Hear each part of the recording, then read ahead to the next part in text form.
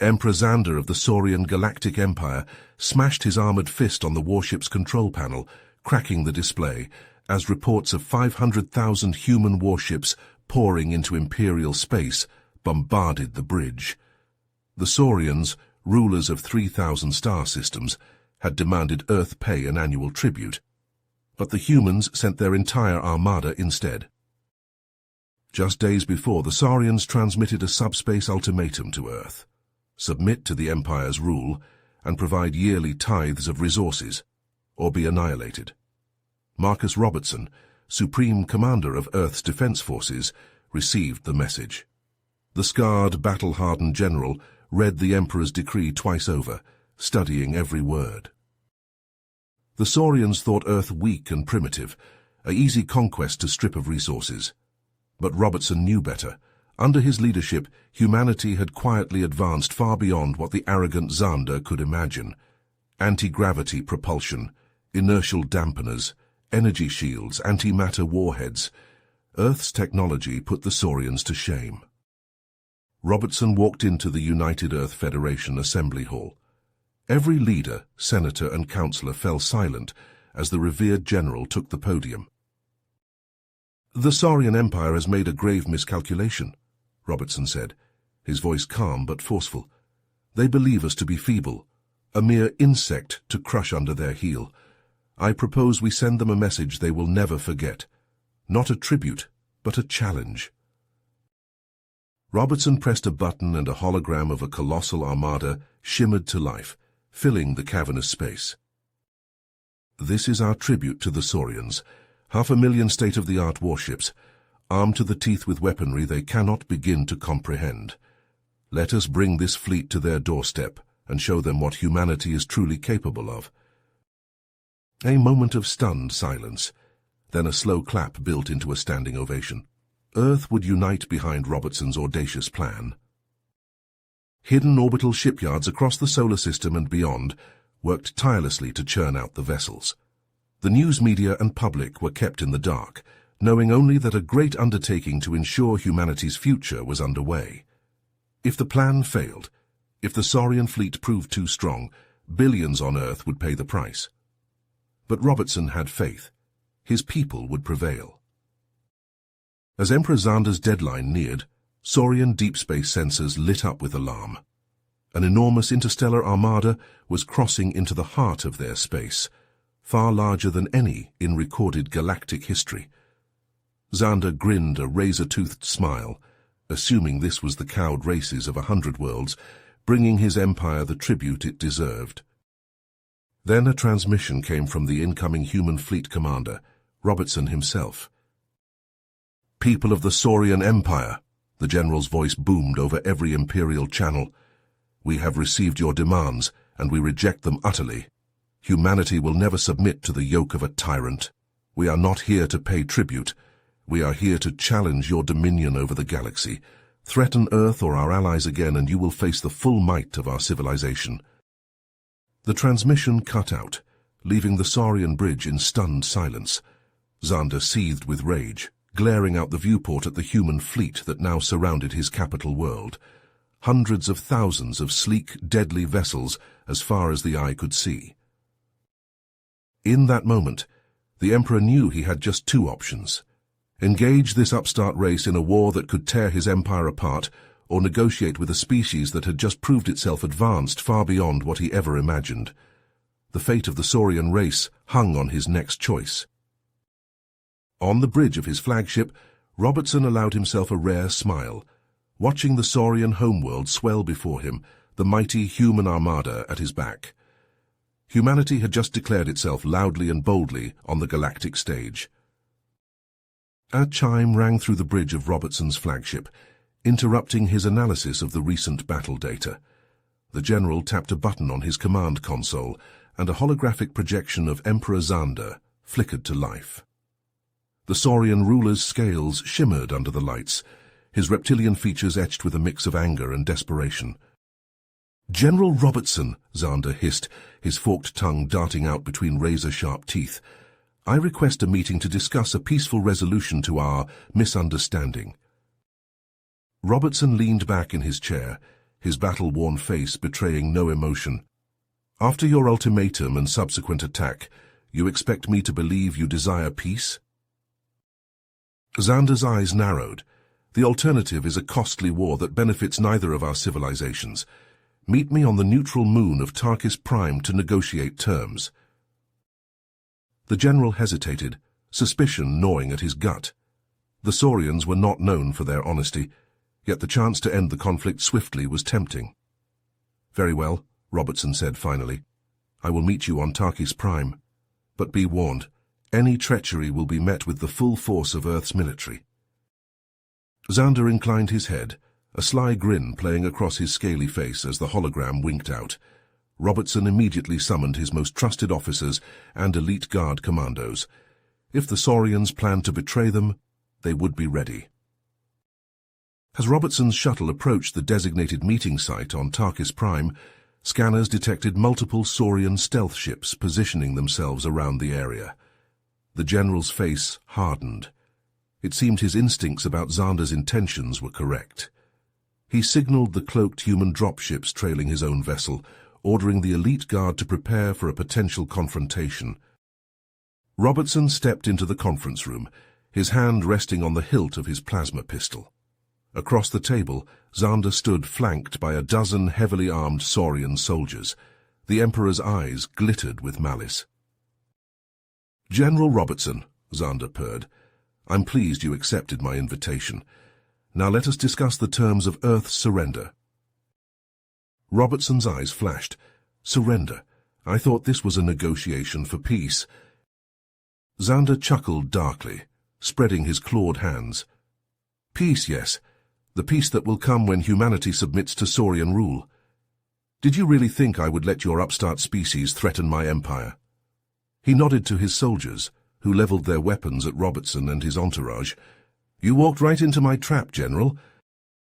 In a blur of motion, Robertson dove for cover as plasma bolts filled the air. The general's own forces opened fire, their aim precise and deadly. Saurian soldiers fell, their energy shields failing under the onslaught. Xander roared in fury, drawing his own weapon and firing wildly. The skirmish was over in minutes, the superior training and technology of the elite guard quickly overwhelming the Saurian ambush. Robertson emerged from behind an overturned table, his armor scorched but intact. He aimed his plasma pistol at Xander's head. "It seems your trap has backfired, Emperor." Xander snarled in rage, his hand slamming down on a device strapped to his wrist. "All ships, open fire on the humans!" he screamed into the communicator. "Destroy them all!" In space above Tarkis Prime, hundreds of Saurian warships turned their weapons on the Earth fleet. A storm of plasma torpedoes and particle beams ripped through the void, the sheer volume of fire overwhelming some human shields. But the Earth ships retaliated with devastating force, their advanced weapons carving through Saurian hulls smoothly. Railgun rounds, accelerated to a fraction of light speed, impacted with the force of small nuclear detonations. Antimatter missiles consumed Saurian vessels in blinding flashes of complete annihilation. Graviton pulses crushed enemy ships into unrecognizable masses of twisted metal. The Saurian fleet reeled under the onslaught, unable to match the sheer power of human weaponry. On the bridge of his flagship, Robertson watched the destruction unfold with grim satisfaction. Earth's technological might, kept hidden for so long, was now on full display. But the battle was just the beginning. The Saurians still had numbers on their side, and desperation made them dangerous. Tapping commands into his console, Robertson opened a channel to his cyber warfare division. "Infiltrate their systems," he ordered. "Disable as many ships as you can." Within human precision, the human fleet maneuvered into a concentrated formation, focusing their fire on the heart of the Saurian armada. Antimatter warheads and graviton beams ripped through the enemy lines, turning the void into a maelstrom of destruction.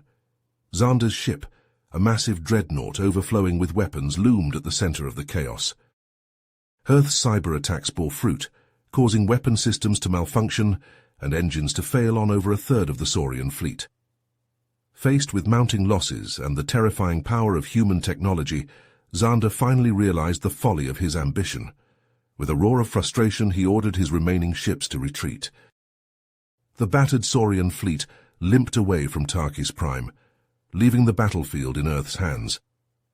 News of the human victory spread quickly, transmitted on whispered communiques and secret data streams to the far corners of the galaxy. For the first time in centuries, a spark of hope kindled in the hearts of those oppressed by Saurian rule. If Earth could defy the Emperor and win, perhaps they too could break their chains.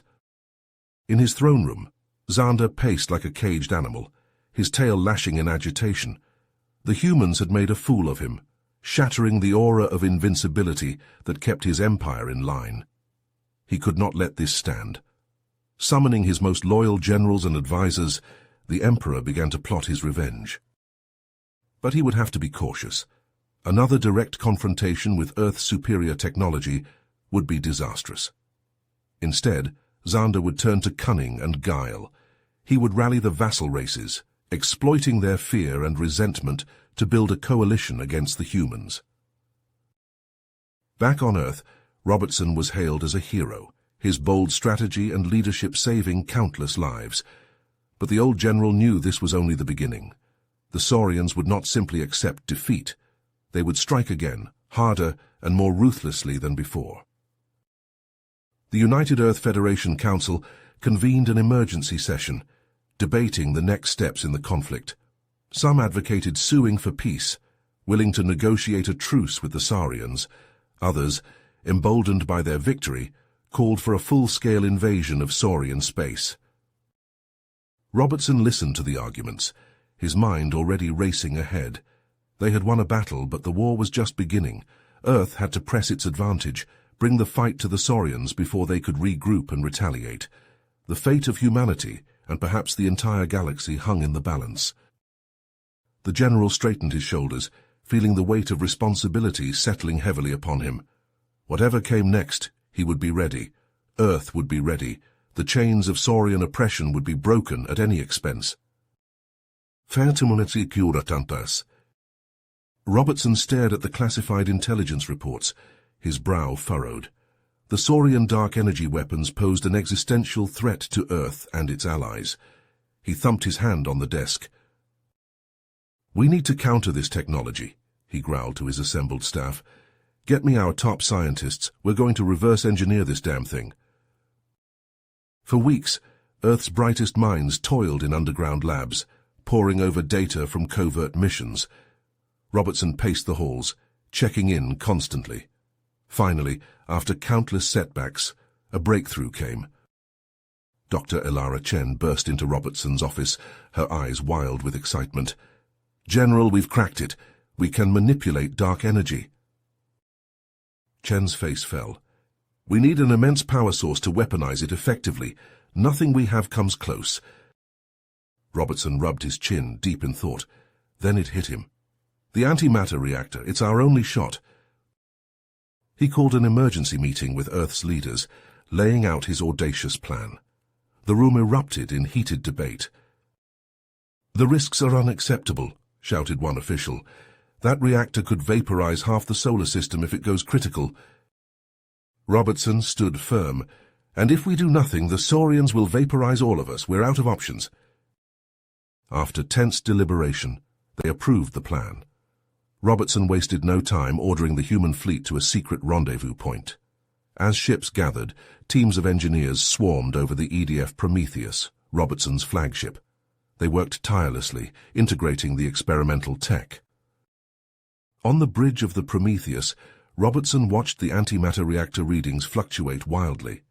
A junior officer approached, his face pale.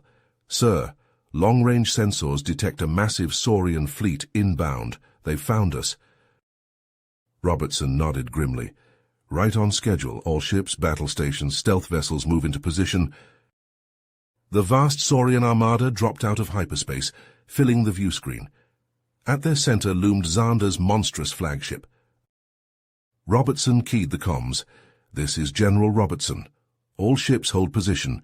Prometheus will engage the primary weapon." The antimatter reactor surged.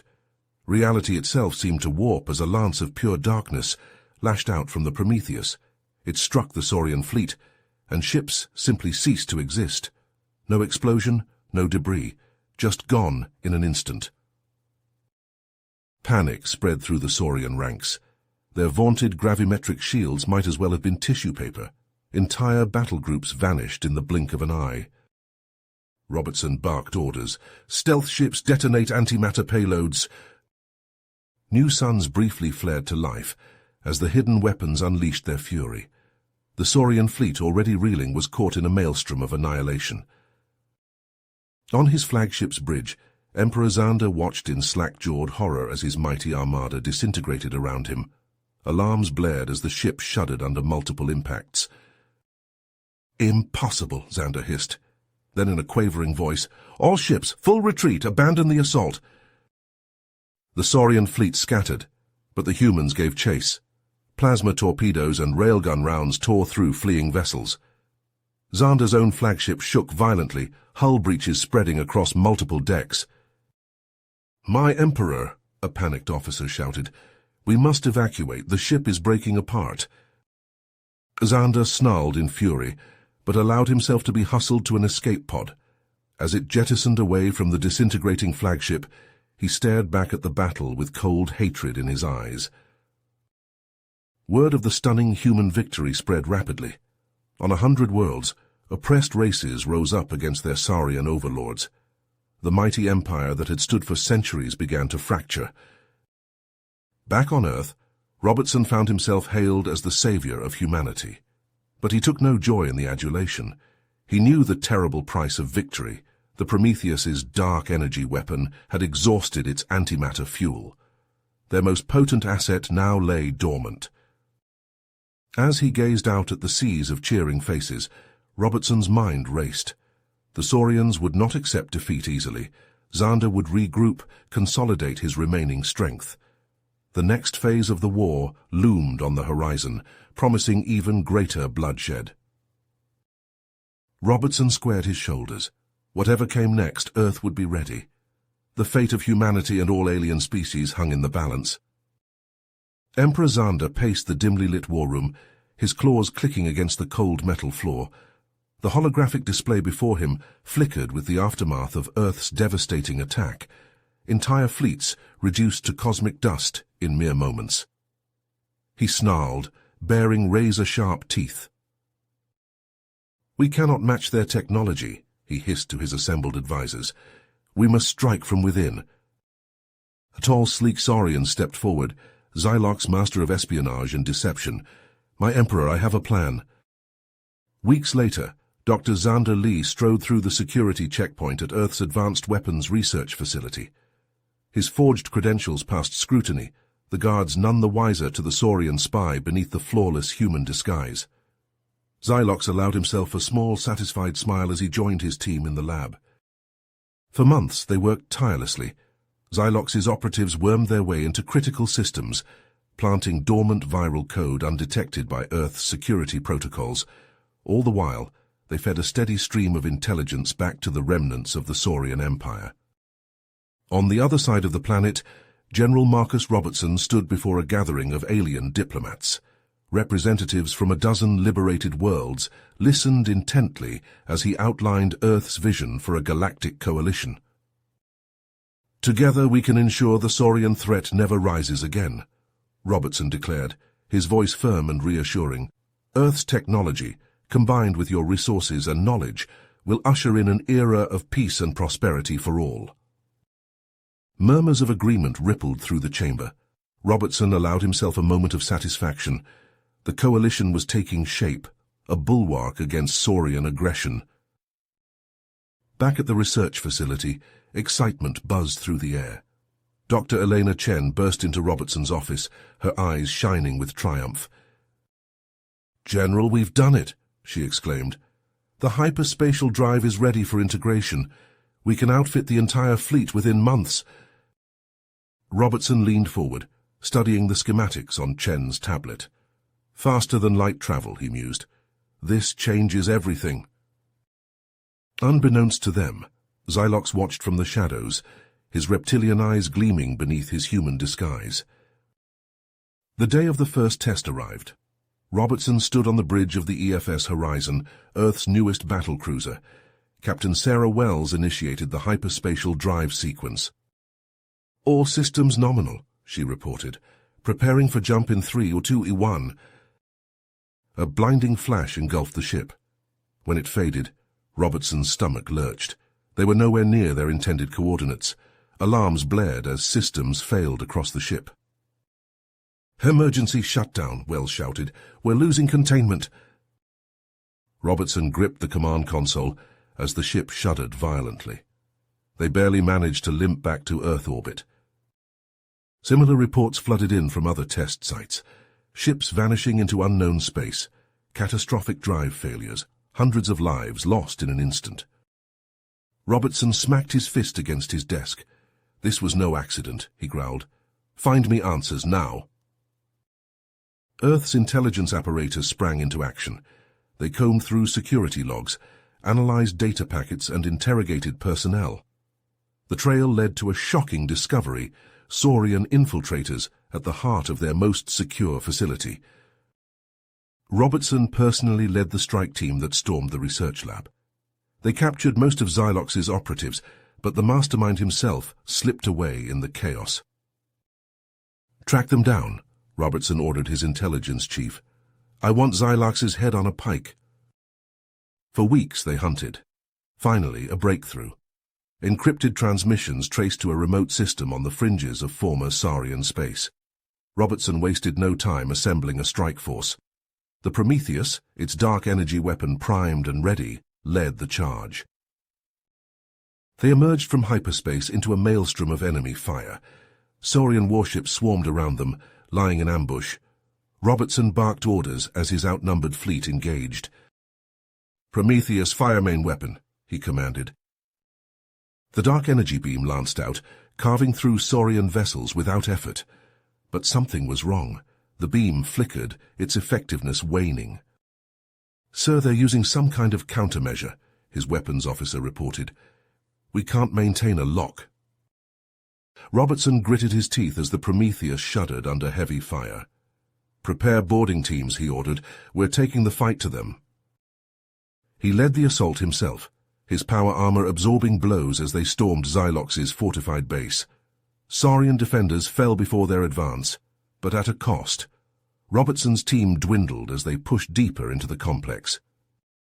Finally, they reached the command center. Xylox stood waiting, surrounded by his elite guard. The Saurian spy sneered, dropping his human disguise. Robertson raised his pulse rifle. "It ends here, Xylox." The room erupted in gunfire and plasma bolts. Robertson's remaining soldiers clashed with Xylox's bodyguards in brutal close-quarters combat. The general himself engaged Xylox, their battle a deadly dance of speed and skill. In the end, Robertson stood victorious. Xylox lay defeated at his feet, the Saurian base overrun. But as he watched Xander's forces retreat, Robertson knew this was just the beginning. The Saurian Empire might be bloodied, but it was far from broken. Aboard the Prometheus, as they limped back to Earth, Robertson turned to his assembled officers. "We've won a victory today," he said gravely. "But this war is just the beginning. It's time we take the fight to them." Robertson stood on the bridge of the Prometheus, his eyes fixed on the holographic display before him. The massive Saurian shipyard loomed in the distance, a sprawling complex of construction bays and defense platforms. "All ships maintain radio silence," he ordered through the encrypted comms. "Prepare for hyperspatial jump on my mark." The seconds ticked by, each moment fraught with tension.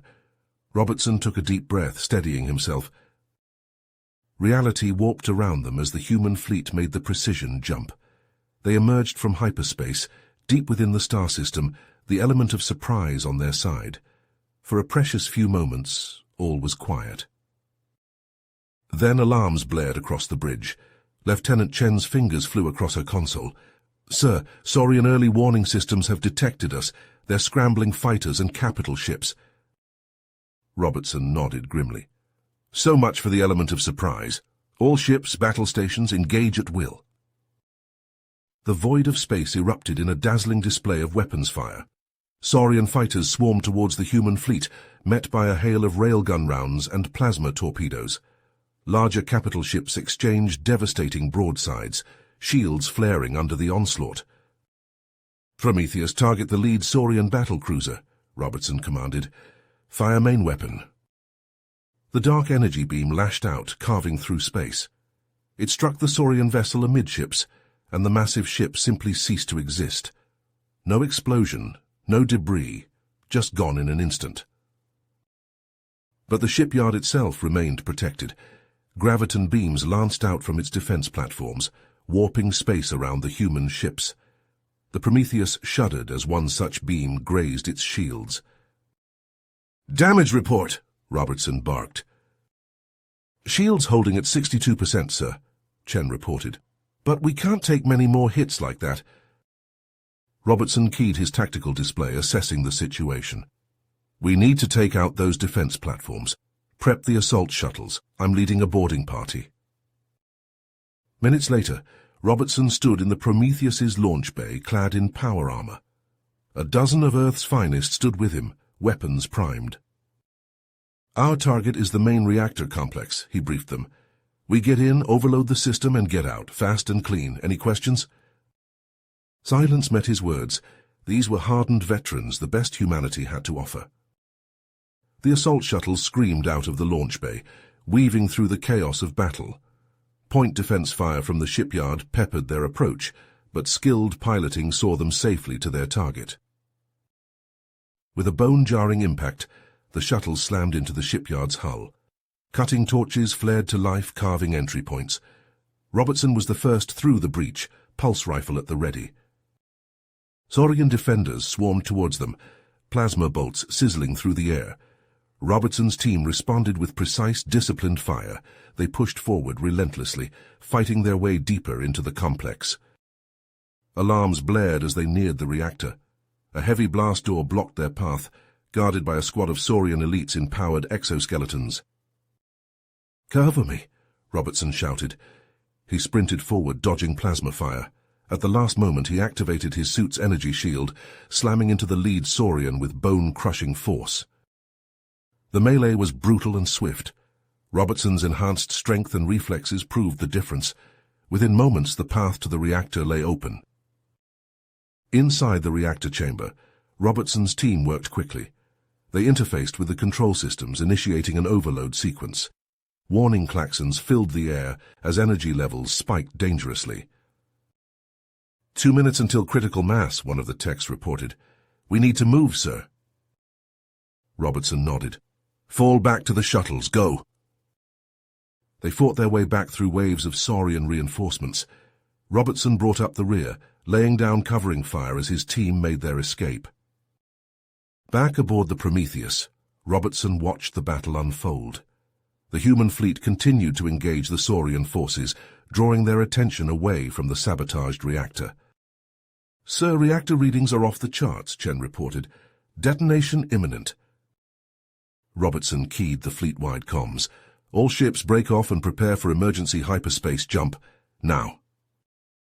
The human vessels disengaged, accelerating away from the doomed shipyard. Saurian pursuers gave chase, unaware of the impending catastrophe. A blinding flash erupted behind them as the reactor went critical. The explosion consumed the shipyard and the nearby Saurian ships in a matter of seconds. "Jump!" Robertson ordered. The human fleet vanished into hyperspace moments before the shockwave reached them. They emerged light years away, battered but victorious. As damage reports flooded in, Robertson allowed himself a small smile.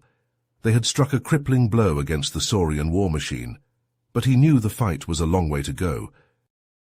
Across the galaxy, Emperor Xander raged at the news of the shipyard's destruction. He summoned his top scientists and engineers. "I want a weapon that will neutralize their faster-than-light capabilities," he snarled. "Accelerate production of the space-time disruptor. We will not be caught off guard again." Meanwhile, on Earth, Robertson's fleet limped into orbit to a hero's welcome. As he stepped off the Prometheus, crowds cheered and dignitaries waited to shake his hand. But Robertson's mind was already on the next battle.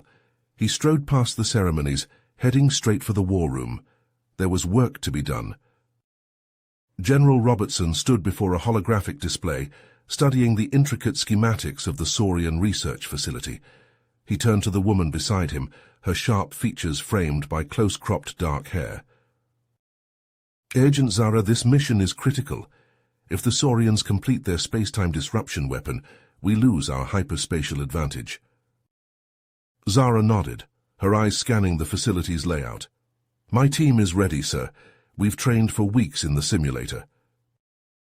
Robertson activated a secondary display, revealing a 3D model of cutting-edge stealth armor. "This will get you past their sensors. The outer shell mimics Saurian biosignatures." Zara ran her hand over the sleek surface. "Impressive, and our cover?" "Maintenance techs," Robertson replied.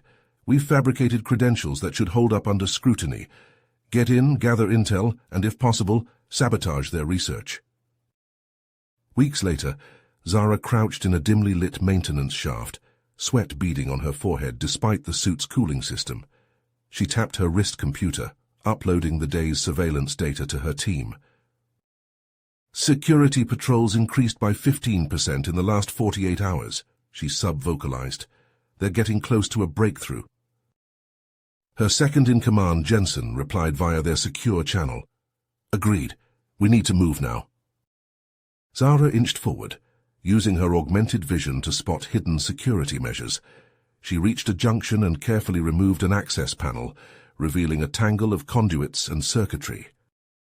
With practiced ease, she attached a small device to one of the main power lines. It blinked once, then went dark. "Transmitter in place.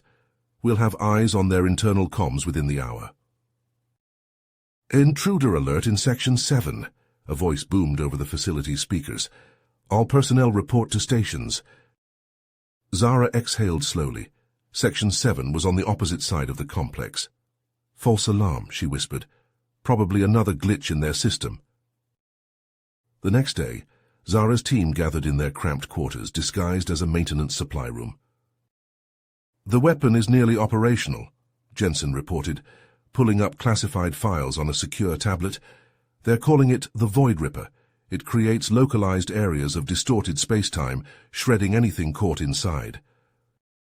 Zara's teeth clenched. "We can't let them complete it. New plan.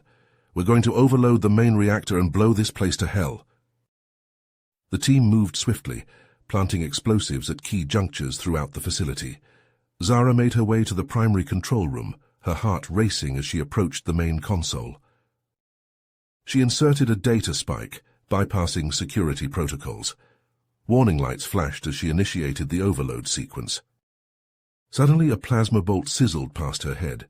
Zara spun, finding herself face-to-face with a Saurian security team.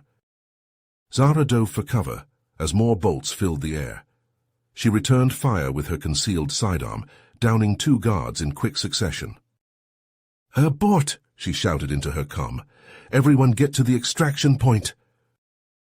Zara sprinted through winding corridors, alarms blaring around her. She rounded a corner and collided with Jensen. "This way!" he shouted, gesturing toward an emergency airlock. They raced toward salvation, plasma bolts nipping at their heels. The rest of the team converged on their position, laying down covering fire. Zara slammed her hand on the airlock controls. The door hissed open, revealing their cloaked shuttle just beyond. "Go, go, go," she yelled, ushering her team inside. As the last operative cleared the threshold, a massive explosion rocked the station. Zara dove into the shuttle, the airlock sealing behind her. The shuttle's engines flared to life, propelling them away from the dying station. Through the viewscreen, Zara watched as secondary explosions chained through the facility. A blinding flash erupted as the antimatter reactor finally breached containment. When the light faded, nothing remained but scattered debris. Zara slumped in her seat, exhaustion washing over her. "Mission accomplished," she breathed. Back on Earth, Robertson received Zara's report with grim satisfaction. The Saurian weapon had been destroyed, but the war was nowhere near the end. He turned to his assembled staff. We've struck a blow, but Xander won't give up. Our latest intelligence suggests he's massing for a final offensive. Robertson activated a large strategic display. It's time we end this. I want every available ship recalled and ready for battle. We're going to lure Xander into a trap he can't escape. As his officers rushed to carry out his orders, Robertson studied the display intently. The coming battle would decide the fate of humanity. He intended to make sure they came out on top. Robertson stood before the holographic display, his eyes scanning the intricate web of fleet positions. The pieces were in place, a deadly game of chess played across the vastness of space. He turned to his chief engineer, Dr. Ramirez. Ramirez nodded, her fingers dancing across a datapad. We've run every simulation possible, sir. The gravitational distortions will cripple their drives on emergence. They'll be sitting ducks. Robertson's comm crackled to life. Sir, long-range sensors detect Saurian fleet movement, multiple signatures entering hyperspace. Minutes stretched into an eternity. Then space itself seemed to tear open. The first wave of Saurian ships burst into real space, sleek predators ready for the kill. Their triumphant arrival lasted mere seconds. Alarms blared across the Saurian vessels as their engines sputtered and died. Caught in the invisible web of the interdiction field, they drifted helplessly. The void erupted in a hellstorm of destructive energy. Antimatter warheads detonated in silent, apocalyptic fury. Graviton lances carved through hulls like paper. Saurian ships, once the scourge of the galaxy, crumpled and shattered. On his flagship, Emperor Xander watched in horror as the massacre unfolded. "Cease the jumps," he roared. "Recall all—" His words came too late. A second wave of Saurian ships materialized, straight into the human firing lines.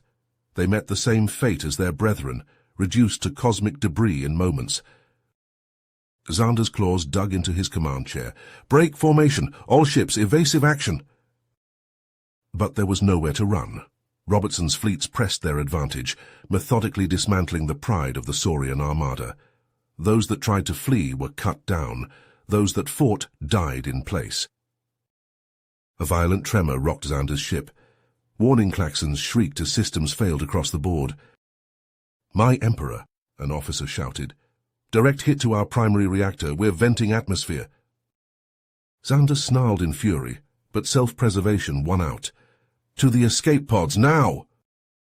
As Xander's pod jettisoned from his dying flagship, Agent Zara's stealth shuttle detached from its hiding spot on a nearby asteroid. She keyed her comm. "Target acquired, moving to intercept."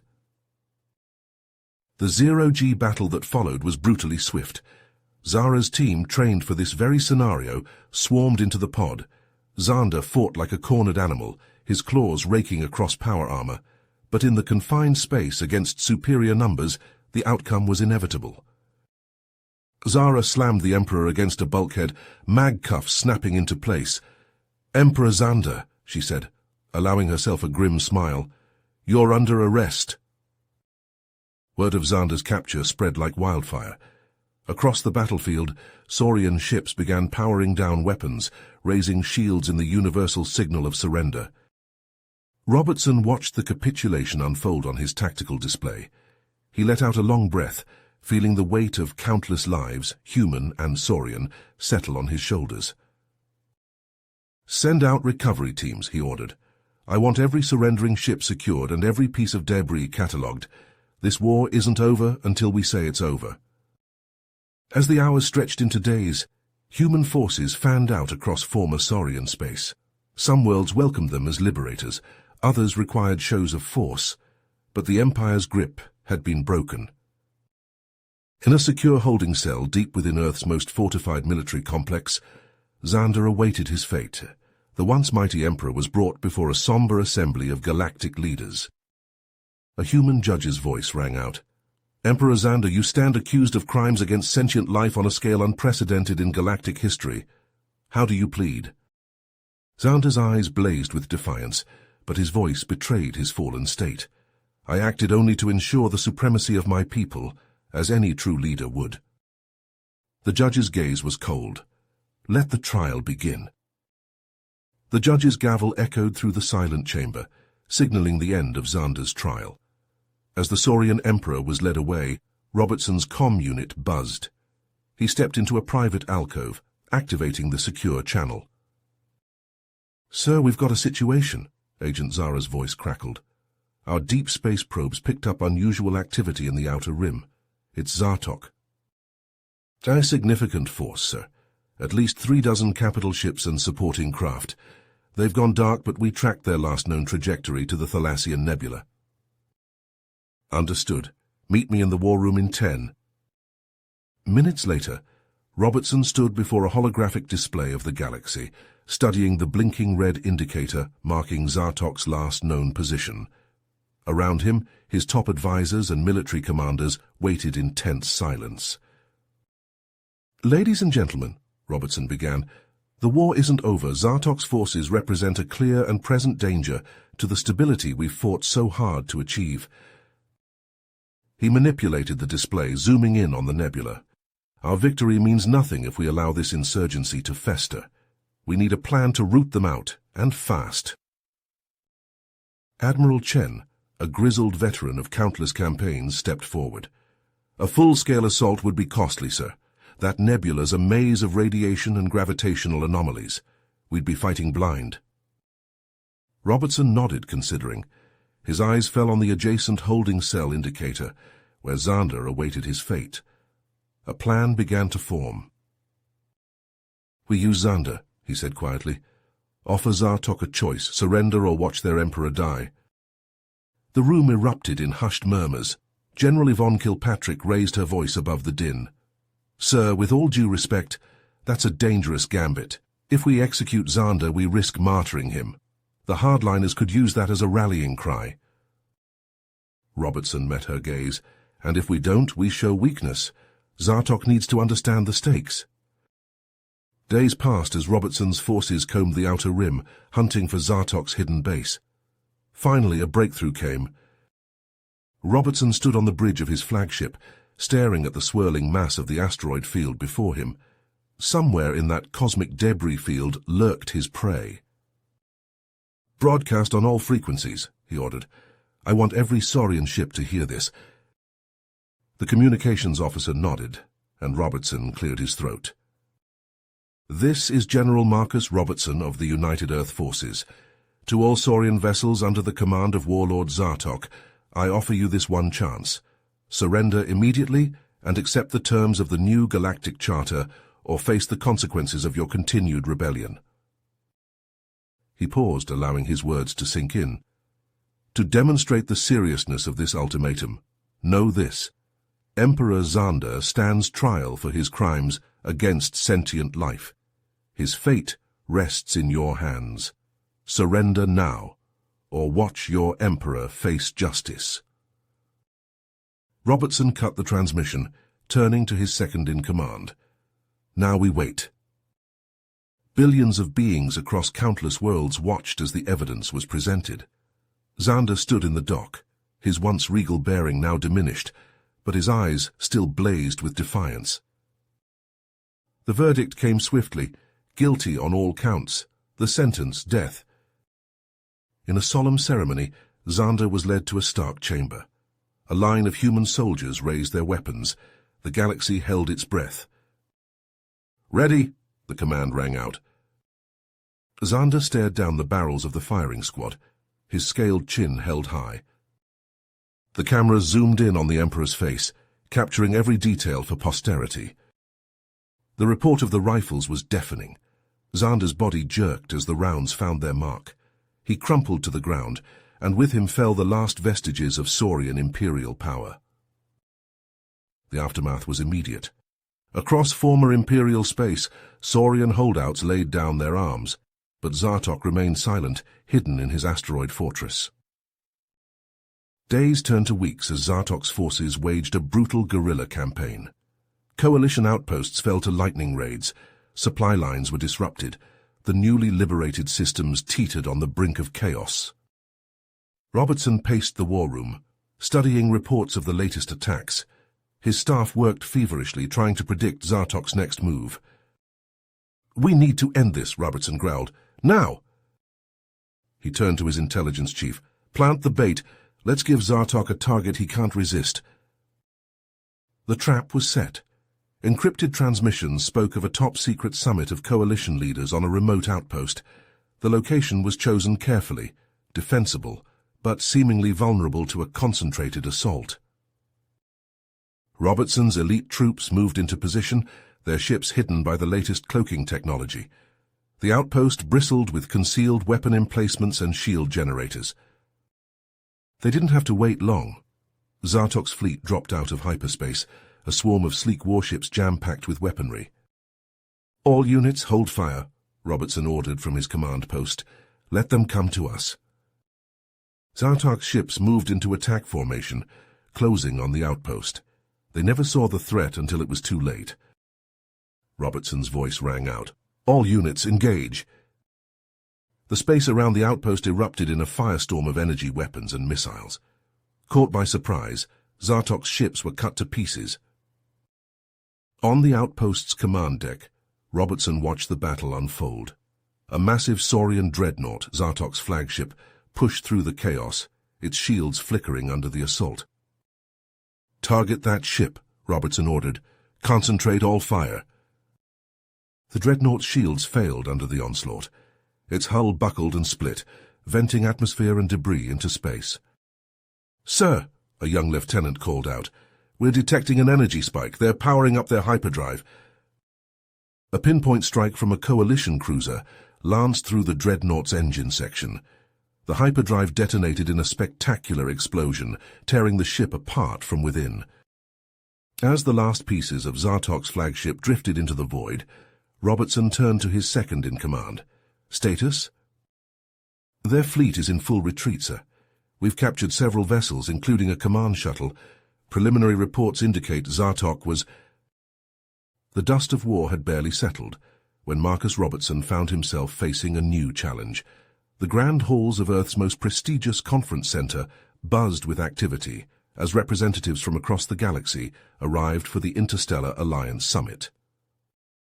Robertson stood at the entrance, greeting each delegate personally. He shook hands with the towering Andromedans, bowed to the ethereal Zeta Reticulans, and even managed a passable click-growl greeting to the insectoid Hive collective emissaries. As the last of the dignitaries filed in, Robertson took a deep breath and stepped onto the stage. The room fell silent. "Welcome, friends," he began, his voice carrying across the chamber. "We stand at a crossroads. The Saurian threat is vanquished, but the real work begins now." Over the next several days, Robertson found himself mediating heated debates and smoothing ruffled feathers, both literal and figurative. The Pleiadian delegation demanded increased trade routes. The Arcturians insisted on stricter regulations for antimatter weaponry. Each faction pushed its own agenda, threatening to derail the entire process.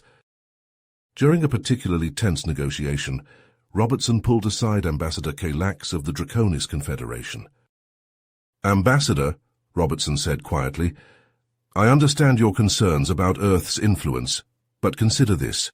Our military strength is what allowed us to liberate your worlds. That same strength can now protect the entire alliance." Kalax's reptilian eyes narrowed. "And what guarantees do we have that Earth won't become the next empire?" Robertson met his gaze steadily. "The same guarantee I'm offering everyone else. A seat at the table, real power in the new Galactic Council. We rise together, or we fall apart." Slowly, painstakingly, consensus began to form. Robertson worked tirelessly, leveraging Earth's considerable resources to sweeten deals and soothe wounded pride. When the final charter was signed, a palpable sense of relief swept through the assembly. The newly formed Galactic Council convened for the first time, with Earth taking its permanent seat. Robertson stood before them, accepting his appointment as Supreme Commander of the Allied Fleet. "I am honored by your trust," he said. "My first act will be to oversee the integration of our combined forces and the repatriation of former Saurian military assets." Wasting no time, Robertson dispatched envoys to every corner of the former empire. On countless worlds, Saurian garrisons laid down their arms, accepting offers of amnesty and rehabilitation. But not all surrendered so easily. On the frontier world of Nix-9, Robertson's emissary found himself face to face with Sakil, a scarred Saurian commander who radiated defiance. "Tell your human master this," Sakil snarled.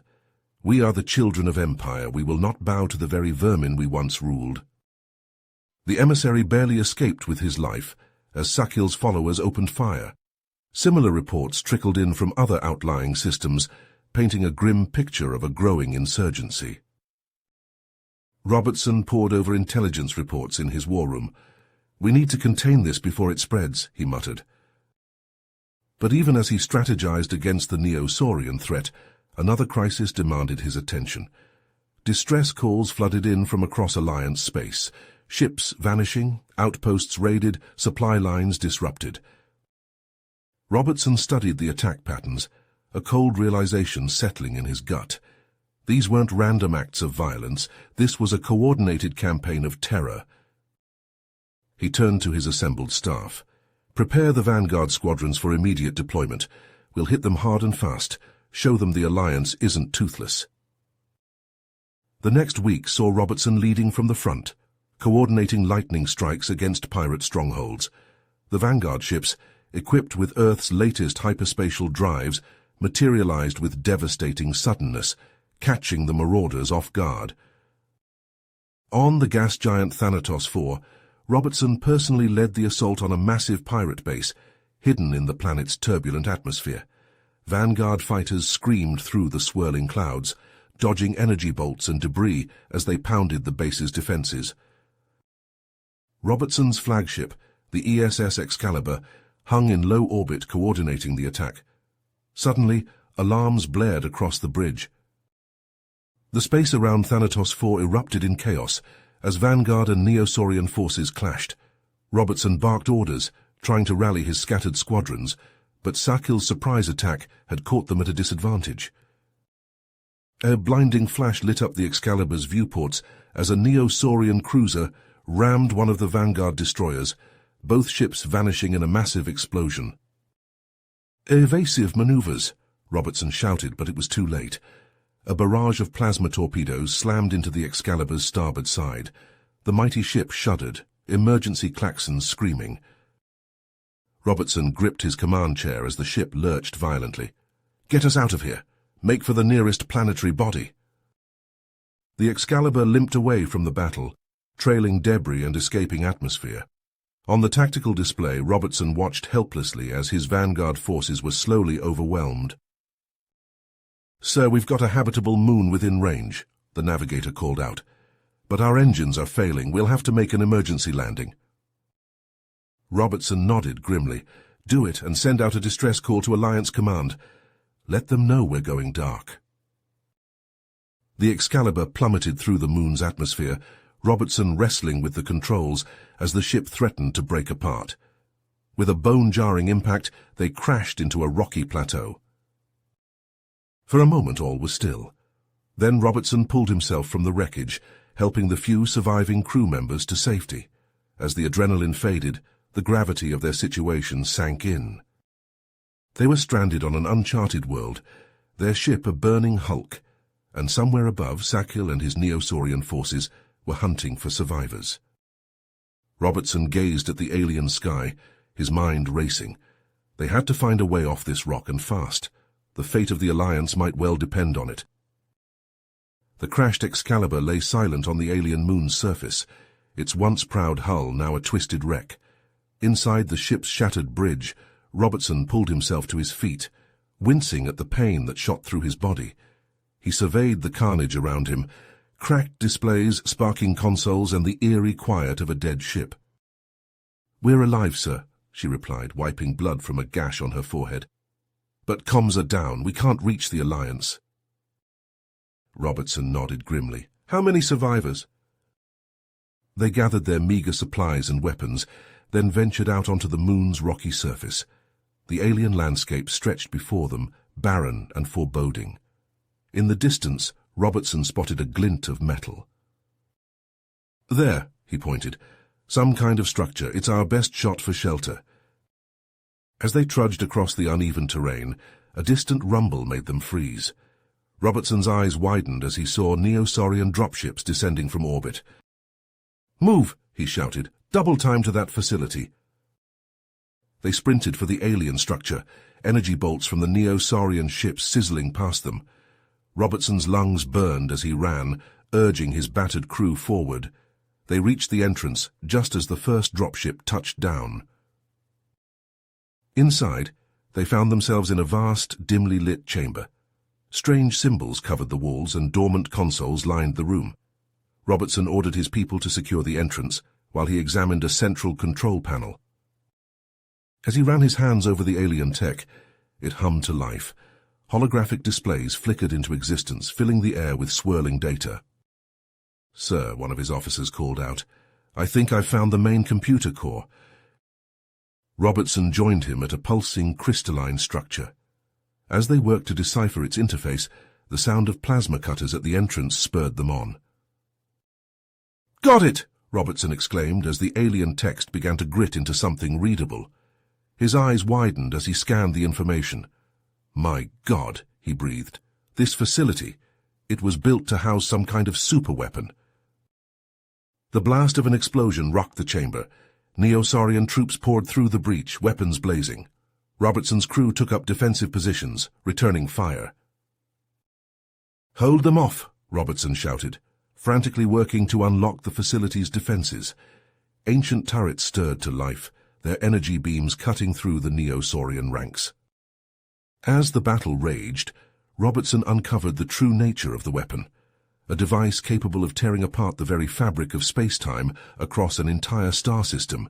In the wrong hands, it could hold the entire Alliance hostage. Suddenly, Alliance comm chatter crackled over their radios. A rescue team had broken through the Neo-Saurian blockade and was inbound. Robertson allowed himself a grim smile. They might just make it out of this alive, but as he looked at the schematics of the Doom weapon, he knew their troubles were not nearly finished. The Neo-Saurians couldn't be allowed to claim this technology. As if in answer to his thoughts, a massive explosion rocked the facility. Through the newly formed hole in the ceiling, Robertson saw a welcome sight: the Prometheus, his flagship, descending through the atmosphere. They fought their way to the landing zone, Robertson providing covering fire as his crew boarded the shuttles. As the last of his people made it aboard, he turned to see Sakil himself leading a final push. Robertson dove into the shuttle just as its doors sealed. The Prometheus unleashed its fury, its dark energy weapon warping space itself as it annihilated the Neo-Saurian ships in orbit. As they broke atmosphere, Robertson allowed himself a moment of relief, but he knew the fight was a long way to go. Somewhere out there, the pirate Lord Kragzin was amassing a fleet to rival the Alliance's own. Robertson's mind raced as he formulated a plan. They would rendezvous with Hayden's forces, then launch a counter-offensive that would catch Kragzin off guard. As the Prometheus jumped to hyperspace, Robertson steeled himself for the battles to come. Robertson's eyes scanned the dimly lit bridge of the Prometheus, taking in the aftermath of their audacious attempt. Sparks flew from ruptured conduits, and the acrid smell of burnt circuitry filled the air. He pulled himself to his feet, wincing at the pain shooting through his ribs. Vice Admiral Hayden limped over, her uniform torn and bloodied. "Main reactors offline, sir. We're running on emergency power only. Life support systems are holding, but barely." 37 dead, 62 wounded. We lost most of engineering when the Neo-Saurians breached Deck 4. The weight of those losses settled on Robertson's shoulders. He pushed the guilt aside, focusing on their immediate survival. "What about communications?" "Long-range comms are fried," Hayden replied. "We might be able to jury-rig a short-range distress beacon, but there's no guarantee anyone will hear it out here." Robertson moved to a still-functioning console, bringing up a tactical display of their position. The asteroid field stretched out in all directions, with the menacing black hole looming beyond. He felt a chill as he realized just how isolated they were. "Sir," a young ensign called out, I've got multiple contacts on the edge of sensor range, Neosaurian ships closing fast. Robertson's mind raced. They were sitting ducks, unable to fight or flee. He turned to Agent Zara, the commando leader, who stood silently observing the chaos. We need options, Agent. Any ideas? Zara's cybernetic eye whirred as she processed the situation. The asteroid field, she said coolly. We can use it for cover, maybe even set up an ambush if we can get systems back online quickly enough. Robertson nodded. It was a long shot, but their only play. Make it happen. Hayden, get every able-bodied crew member working on repairs. We need weapons and engines, even if it's just maneuvering thrusters. The bridge erupted into frantic activity as orders were relayed. Robertson felt the ship lurch as the emergency thrusters fired, slowly propelling them deeper into the asteroid field. He gripped the command chair, steadying himself as they narrowly avoided collisions with massive chunks of space rock. Hours crawled by as the crew worked tirelessly to restore vital systems. Robertson moved throughout the ship, lending a hand where he could and offering words of encouragement to his battered crew. The Neosaurian ships grew ever closer on their sensors. Just as hope began to fade, a cheer erupted from engineering.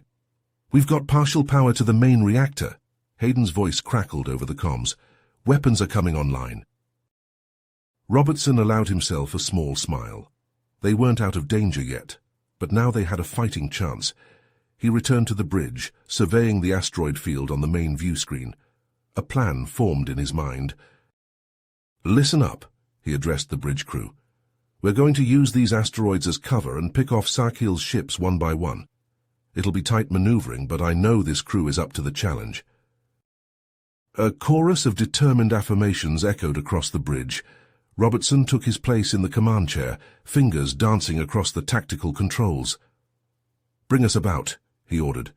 Let's show these Neosaurian bastards what humanity is made of. The Prometheus glided between towering asteroids, its crew working in perfect unison. As the first Neosaurian ship came into view, Robertson's voice rang out, clear and steady. Confident. Fire!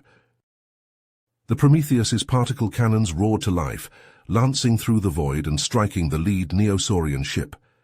The enemy vessel's shields flared and failed, its hull buckling under the assault. But as Robertson watched the tactical display, his heart sank. For every Neosaurian ship they destroyed, 3 more took its place. Robertson's fingers flew over his console, searching for options. Reroute power from non-essential systems. We need to buy time. A violent tremor rocked the ship, throwing crew members to the deck. Sparks erupted from overloaded systems as emergency klaxons blared. Direct hit to engineering, Hayden shouted over the chaos. Antimatter containment is failing. Robertson's blood ran cold. Without a functioning reactor, they were dead in space. He activated the ship-wide comm. All hands, this is the captain. Prepare to abandon ship. As the crew scrambled to the escape pods, Robertson turned to his XO. Get everyone off the ship. I'll stay behind and try to stabilize the reactor. Hayden opened her mouth to argue, but Robertson cut her off. That's an order, Admiral. The Alliance needs you alive. With a reluctant nod, Hayden left the bridge. Robertson worked frantically at the engineering console, trying to prevent a catastrophic reactor breach. The ship groaned and shuddered around him as more Neosaurian fire found its mark. Just as the situation seemed hopeless, a proximity alarm blared. Robertson looked up to see a massive shape emerge from hyperspace, an alien moon, its surface pockmarked with craters and abandoned structures. Prometheus, this is Agent Zara, a familiar voice crackled over the comms. We've located a potential power source on the moon's surface. Can you make it? Robertson's hands flew over the controls, plotting a desperate course. We'll find out. All remaining crew brace for emergency landing. The Prometheus plummeted through the moon's thin atmosphere, its hull glowing red-hot from the friction. Robertson fought the controls, aiming for a flat expanse near a cluster of derelict buildings. With a bone-jarring impact, the ship slammed into the rocky ground, skidding to a halt in a cloud of dust and debris. For a moment, All was silent. Then Robertson pulled himself from the wreckage of the bridge, coughing as acrid smoke filled his lungs. He stumbled out of the ship to find Agent Zara and her team waiting. Robertson managed a weak smile. Had to keep you on your toes. What's the situation? Zara led him to a nearby structure, its alien architecture crumbling from millennia of neglect. We've found something. It might just save our skins. Inside, Robertson's eyes widened as he saw rows of glowing cylinders, each pulsing with an eerie blue light. What are they? Radioactive isotope fuel cells, Zara explained. If we can get these to the Prometheus's auxiliary reactor, we might be able to get basic systems back online. Robertson nodded, hope rekindling in his chest. Let's get to work. We don't have much time before Sakhil's forces track us down. For hours, the surviving crew labored to transport the alien fuel cells and integrate them into the Prometheus's systems. As the last connection was made, Robertson held his breath, praying to whatever cosmic forces might be listening. With a low hum, the ship's emergency lights flickered to life. A cheer went up from the exhausted crew. We've got basic life support and minimal power to sensors, an engineer reported. Robertson allowed himself a moment of relief before reality set in. They were still stranded on an alien moon, with a barely functioning ship and Sakhil's armada hunting them. He turned to address his battered crew. This is only the beginning, he said, his voice steady despite his exhaustion. We've bought ourselves some time, but we're far from safe. I need everyone at their stations. We have a ship to repair and an alliance to save. As the crew dispersed to their tasks, Robertson's eyes were drawn to the alien sky above. Somewhere out there, Sakhil was gathering his forces for a final push against humanity. The real battle was yet to come. Agent Zara approached, her face grim. Captain, long-range sensors are picking up something. You need to see this. Robertson followed her to the makeshift command center they'd established in the alien facility. As he studied the sensor readings, his blood ran cold. A massive fleet of Neo-Saurian ships was assembling in a nearby system, their numbers far greater than anything the Alliance had faced before. It's Sakhil, Robertson said, his voice barely above a whisper. He's preparing for an all-out assault on Alliance space. Zara nodded, her cybernetic eye whirring as it processed the data. We can't hope to match that kind of firepower, not in our current state. Robertson's mind raced, weighing their limited options. They couldn't run and they couldn't hide. There was only one choice left. Get me a secure channel to Alliance Command, he ordered, and find our best engineers. We're going to push the Prometheus's hyperspatial drive beyond its limits. Zara raised an eyebrow. Sir, with those alien fuel cells we might be able to make one jump, but there's no telling where we'll end up. Robertson's eyes hardened with perseverance. Sometimes, Agent, you have to roll the dice. We're taking the fight to Sakhil, ready or not. As the crew of the Prometheus worked tirelessly to prepare for their audacious attempt, The Prometheus's engines roared to life, its reactor core pulsing with newfound energy. Robertson stood on the bridge, his eyes fixed on the tactical display. The Neo-Saurian armada loomed large, a sea of hostile red markers converging on the Ryler system. All ships prepare for coordinated jump, Robertson's voice carried across the comm channel. On my mark. The tension on the bridge was palpable. Officers exchanged nervous glances, their fingers hovering over consoles. Robertson took a deep breath, steadying himself. Space itself seemed to twist and bend as the Alliance fleet vanished in a blaze of hyperspatial energy. Seconds later, they emerged in perfect formation, surrounding Sakhil's forces. The Neo-Saurian ships hung motionless, caught off guard by the sudden appearance of their foes. Robertson wasted no time. Open a channel to Sakhil's flagship, he ordered. The main viewscreen flickered to life, revealing the snarling visage of the Neo-Saurian warlord. Sakhil's scales glistened in the dim light of his bridge, his eyes narrow slits of contempt.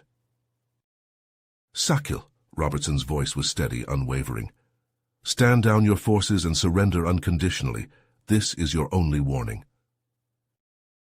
The Neosaurian's laughter was a harsh, grating sound. "You dare threaten me, human? My armada will crush your pathetic fleet and reduce your shipyards to ash." The channel cut off abruptly. Robertson turned to his tactical officer. "All ships, hold fire. Repeat, hold fire." Confusion rippled through the bridge crew. Vice Admiral Hayden stepped forward, her voice low. "Sir, are you sure about this?"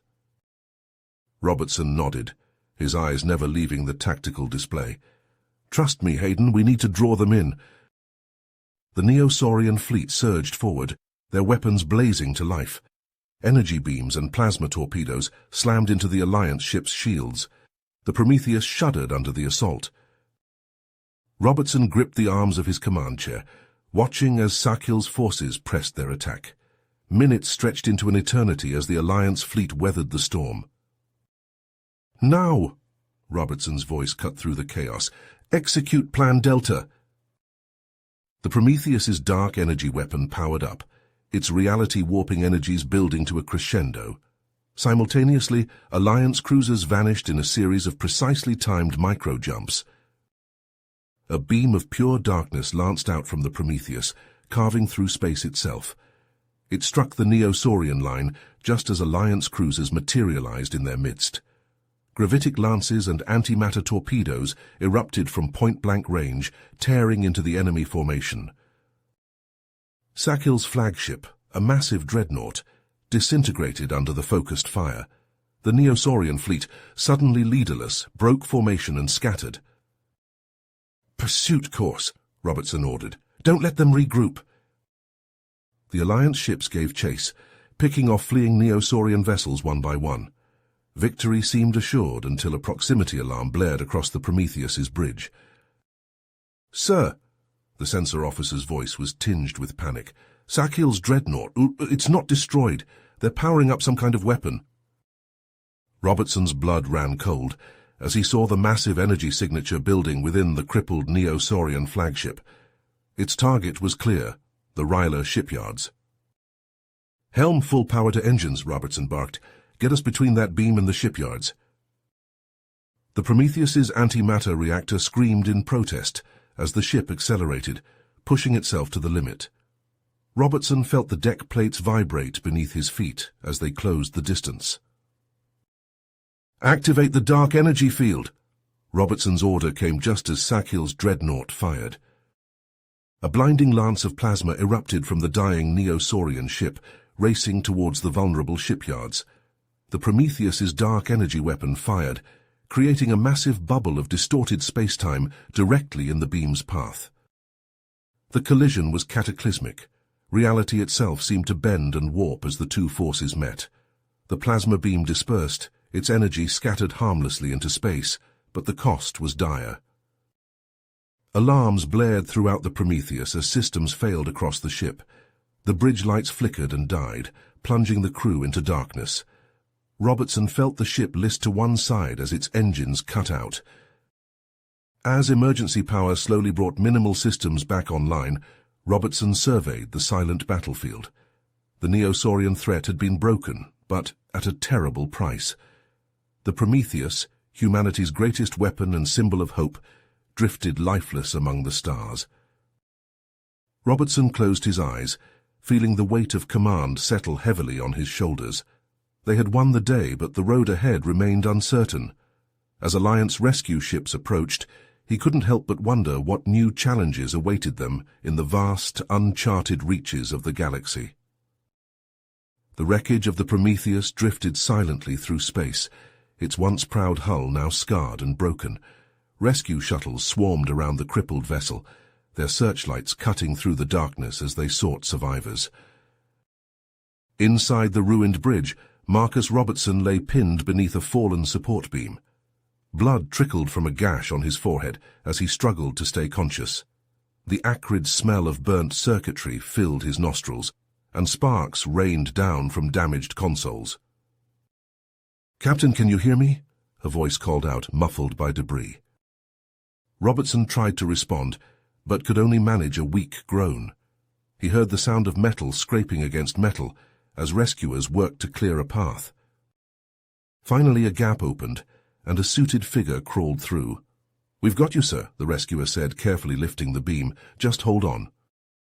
As they carried him to the waiting shuttle, Robertson's bleary eyes took in the devastation around him.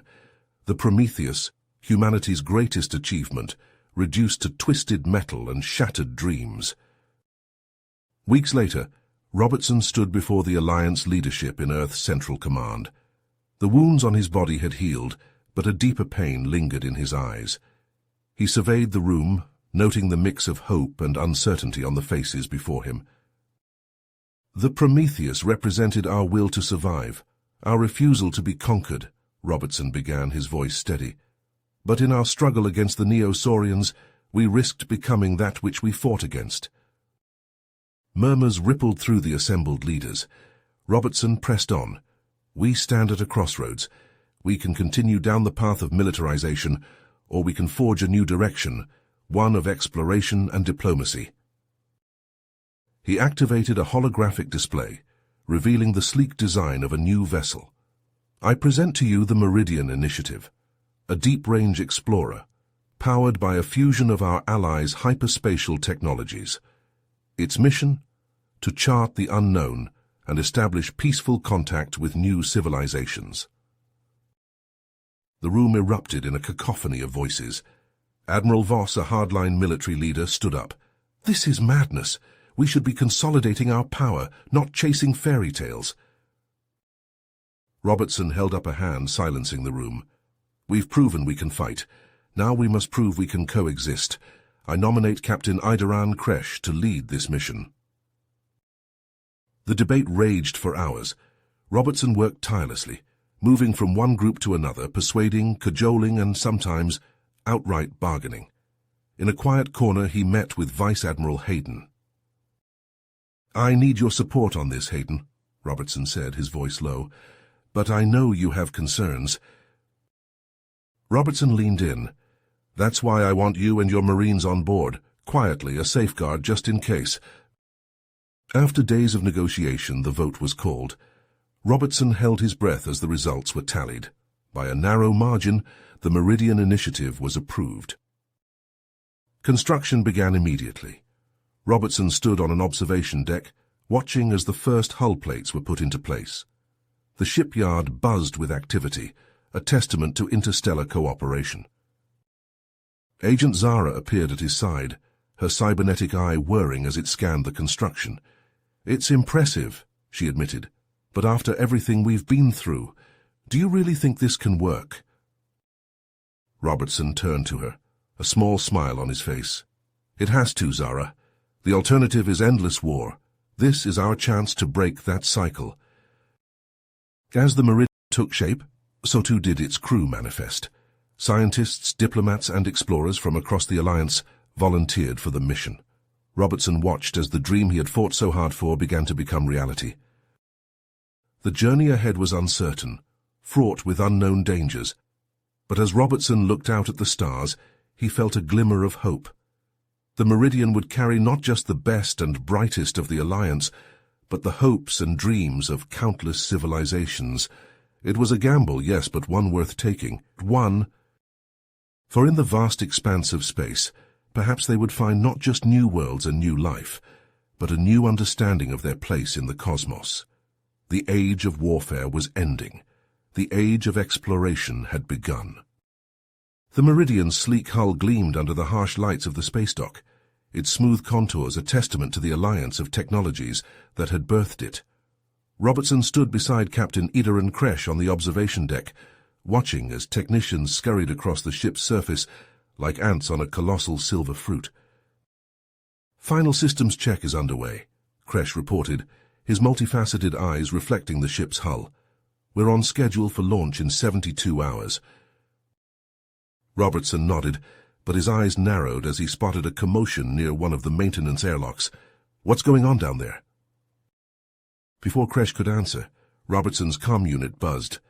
"Sir," came the voice of his security chief, "we've had another incident. Sabotage in the port nacelle assembly."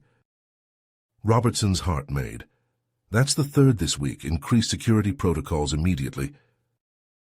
Over the next 2 days, the shipyard became a hive of frantic activity. Technicians worked around the clock to repair sabotage systems, while security teams combed every inch of the facility. Robertson pored over reports in his office, the bags under his eyes growing darker with each passing hour. A knock at the door roused him from his concentration. Agent Zara entered, her cybernetic eye whirring as it scanned the room. "Sir, we've uncovered something. The arms syndicate is behind these attacks." Zara nodded, placing a data chip on his desk. "We've traced financial transactions, intercepted communications. They're desperate to maintain the status quo of conflict. The Meridian threatens their profit margins." Robertson's fingers flew across his console, initiating a series of encrypted transmissions. "Then we hit back hard." Within hours, Alliance officials across multiple systems moved in concert. Corporate accounts were frozen, contracts nullified, and key syndicate operatives arrested. Robertson watched from his office as the economic empire of the arms syndicate crumbled. Alarms blared across the shipyard as Robertson raced to the command center. The main view screen showed chaos erupting across multiple sectors of the facility. "Multiple breaches reported," an officer shouted. "Heavily armed mercenaries have penetrated our outer defenses." Vice Admiral Hayden's voice crackled over the comm. "This is Hayden. My Marines are engaging hostiles on decks 3 through 7. We need reinforcements." The next hours were a blur of tactical displays and frantic communications. Robertson watched helplessly as sections of the shipyard erupted in flames, struck by syndicate missiles. The Meridian itself shuddered under the impact of multiple boarding attempts. "Sir," an officer called out, "the prototype hyperspatial shielding is holding, but we can't take much more of this." Robertson's eyes locked onto a secondary display showing the shipyard's defensive assets. "Activate the hunter-killer drones, full autonomous engagement." Sleek predatory shapes detached from their docking bays, swarming into the fray, their energy weapons carved through the syndicate forces with surgical precision. As the tide began to turn, Robertson received word that Agent Zara's commandos had arrived. He watched on the tactical display as they cut through the remaining mercenaries smoothly. The final push came as the last syndicate forces made a desperate attempt to breach the Meridian's command module. Robertson held his breath as he watched the feed from Hayden's helmet cam. Marines and mercenaries clashed in the narrow corridors, the air thick with smoke and the smell of ozone from energy weapons. When the last attacker fell, an eerie silence descended on the shipyard. Robertson sagged in his chair, the adrenaline draining from his system. The Meridian had survived, but at a terrible cost. In the days that followed, Robertson threw himself into the task of repairing the damage. Despite the setbacks, the Meridian's launch date remained unchanged. As the day of departure drew near, Robertson found himself standing before the assembled crew of the Meridian. Captain Kresh stood at attention beside him, his alien features unreadable. "You are about to embark on a journey unlike any in human history," Robertson began. "You carry with you the hopes and dreams of countless worlds." As the crew filed out to begin their final preparations, Robertson pulled Kresh aside. In hushed tones, he revealed the ship's hidden capabilities, cutting-edge weapons systems concealed within its exploratory facade. Kresh nodded solemnly, the weight of this new responsibility evident in his stance. As the Meridian's engines flared to life, Robertson watched from the observation deck. The massive ship rose gracefully from its berth, its hull catching the light of distant stars. With a flash of hyperspatial energy, it vanished into the depths of space, carrying with it the future of the Alliance, and perhaps all of known civilization. Robertson's gaze remained fixed on the empty sky, long after the Meridian had gone, his mind racing with thoughts of what lay ahead in the vast, uncharted expanses of the galaxy. The air in the emergency summit chamber crackled with tension. Marcus Robertson stood at the head of the table, his face etched with concern as he surveyed the assembled leaders. The holographic display before them pulsed with ominous red markers, each one representing an unidentified deep space contact. "Ladies and gentlemen," Robertson began, his voice cutting through the murmurs, "we face a situation unprecedented in our history." He gestured to the display, and the room fell silent as they watched gravitational anomalies ripple across the map of charted space. Strange energy signatures flared and dimmed in rhythmic patterns, their origin a mystery. Dr. Kern-Malov stepped forward, his weathered hands clasping a data slate. "What you're seeing," he said, his voice gravelly with age and excitement, "bears an uncanny resemblance to fragments we recovered from the Doom Weapon ruins." The xenoarchaeologist manipulated the display, overlaying ancient glyphs and energy readings onto the current data. The correlation was undeniable. "We may be dealing with a precursor civilization," Malov continued, his eyes gleaming, "one whose technological capabilities far surpass our own." The room erupted in a cacophony of voices. Robertson raised a hand, silencing the chaos. "Dr. Malov, what are the implications?" Malov's expression darkened. "If these anomalies represent dormant technology, our expansion could trigger its reactivation. The consequences could be cataclysmic." As if on cue, a priority transmission cut through the tense atmosphere.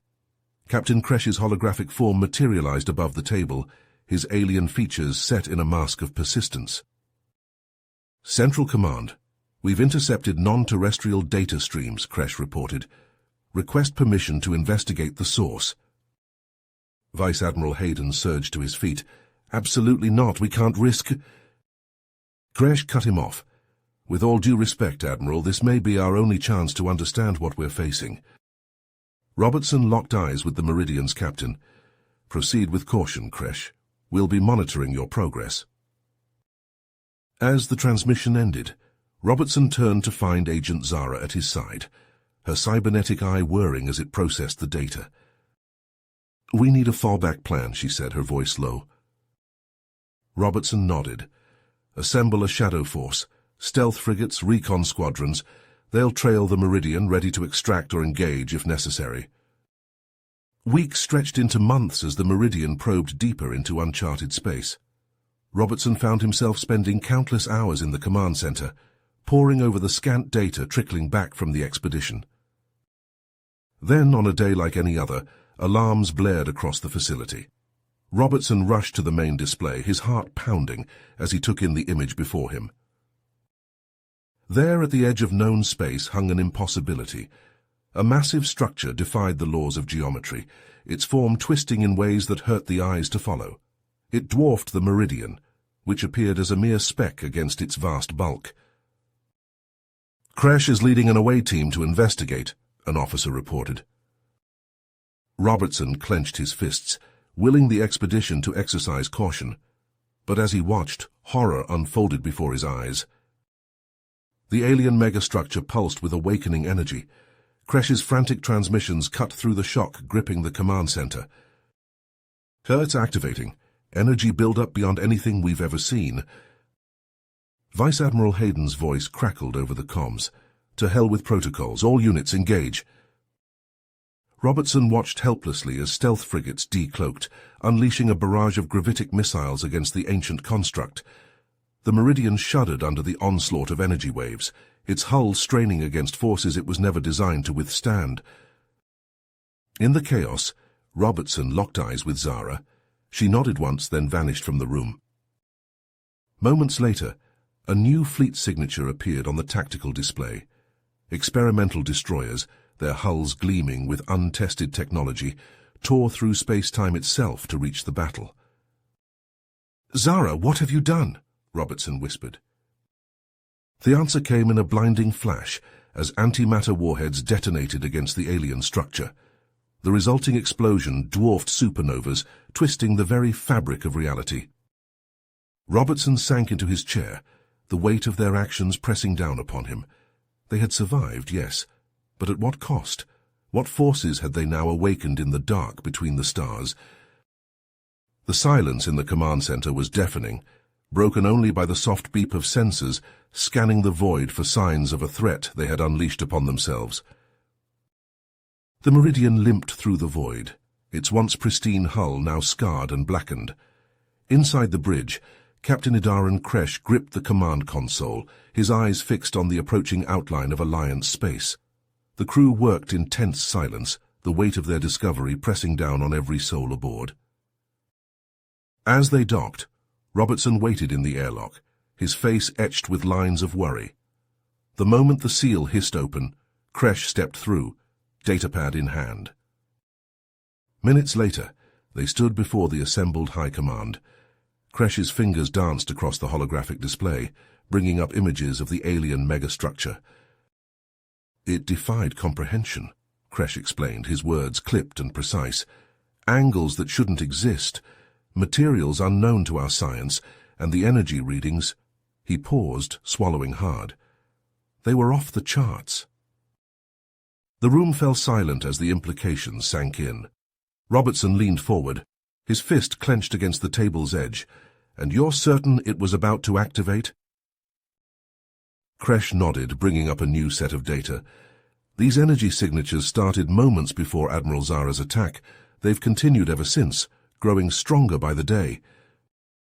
The air in the room grew thick with tension as the data scrolled past. Incomprehensible patterns flashed across the screen, pulsing with an alien rhythm that sent shivers down Robertson's spine. The War Council convened in a flurry of activity. Xenoarchaeologists pored over ancient texts, searching for any mention of similar structures. Astrophysicists ran countless simulations, trying to make sense of the bizarre energy readings. As the hours ticked by, a grim picture began to form. Dr. Ilara Venn, head of xenoarchaeology, stood before the assembled council, her face pale. "We've awakened something," she said, her voice barely above a whisper. "Something old, something angry." Robertson's expression resolute as he processed the information. Without hesitation, he activated the command network, his voice ringing out across every Alliance channel. "This is Supreme Commander Robertson. Enact Hellstorm Contingency. I repeat, enact Hellstorm Contingency." Across Alliance space, ships great and small leapt into action. Meticulously planned jump coordinates flashed across navigation consoles as the entirety of the Alliance military redeployed. On the outer colonies, panicked voices filled the airwaves as evacuation orders came through. Transports groaned under the weight of hastily packed belongings and terrified civilians. Vice Admiral Hayden's face appeared on the main view screen, his expression grim. "Combat spheres are forming up, sir, but we're stretched thin. If this threat is as big as we fear—" Robertson cut him off with a sharp gesture. "We'll make do, Admiral. We have to." Turning to Admiral Zara, Robertson's eyes blazed with intensity. "I need your best, your most daring. We need eyes out there, disrupting whatever's coming our way." Zara nodded, a predatory gleam in her cybernetic eye. "I have just the team, sir. They'll make the enemy regret ever waking up." As Zara's stealth frigates vanished into the darkness of space, Robertson found himself alone in the command center. The weight of his decisions pressed down on him like a physical force. Alarms blared, cutting through his thoughts.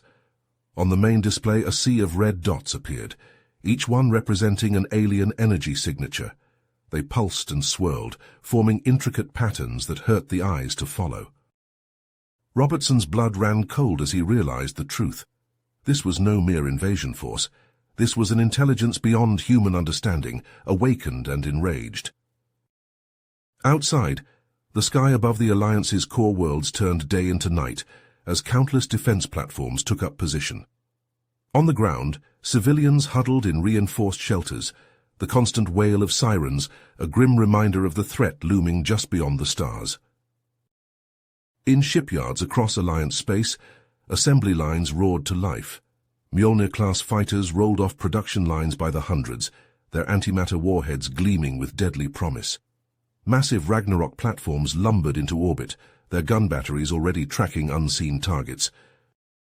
As the last pieces of the Iron Sphere clicked into place, Robertson stared out at the vast defensive network humanity had wrought. It was impressive, a testament to the ingenuity and tenacity of his people. But as another wave of alien energy signatures washed over the sensors, Robertson couldn't shake the feeling that it might not be enough. The cosmic horror they had roused was bearing down on them, its incomprehensible might about to crash against the fragile bulwark of human defiance. Robertson's hands gripped the command console as the tactical display lit up with a sea of red markers.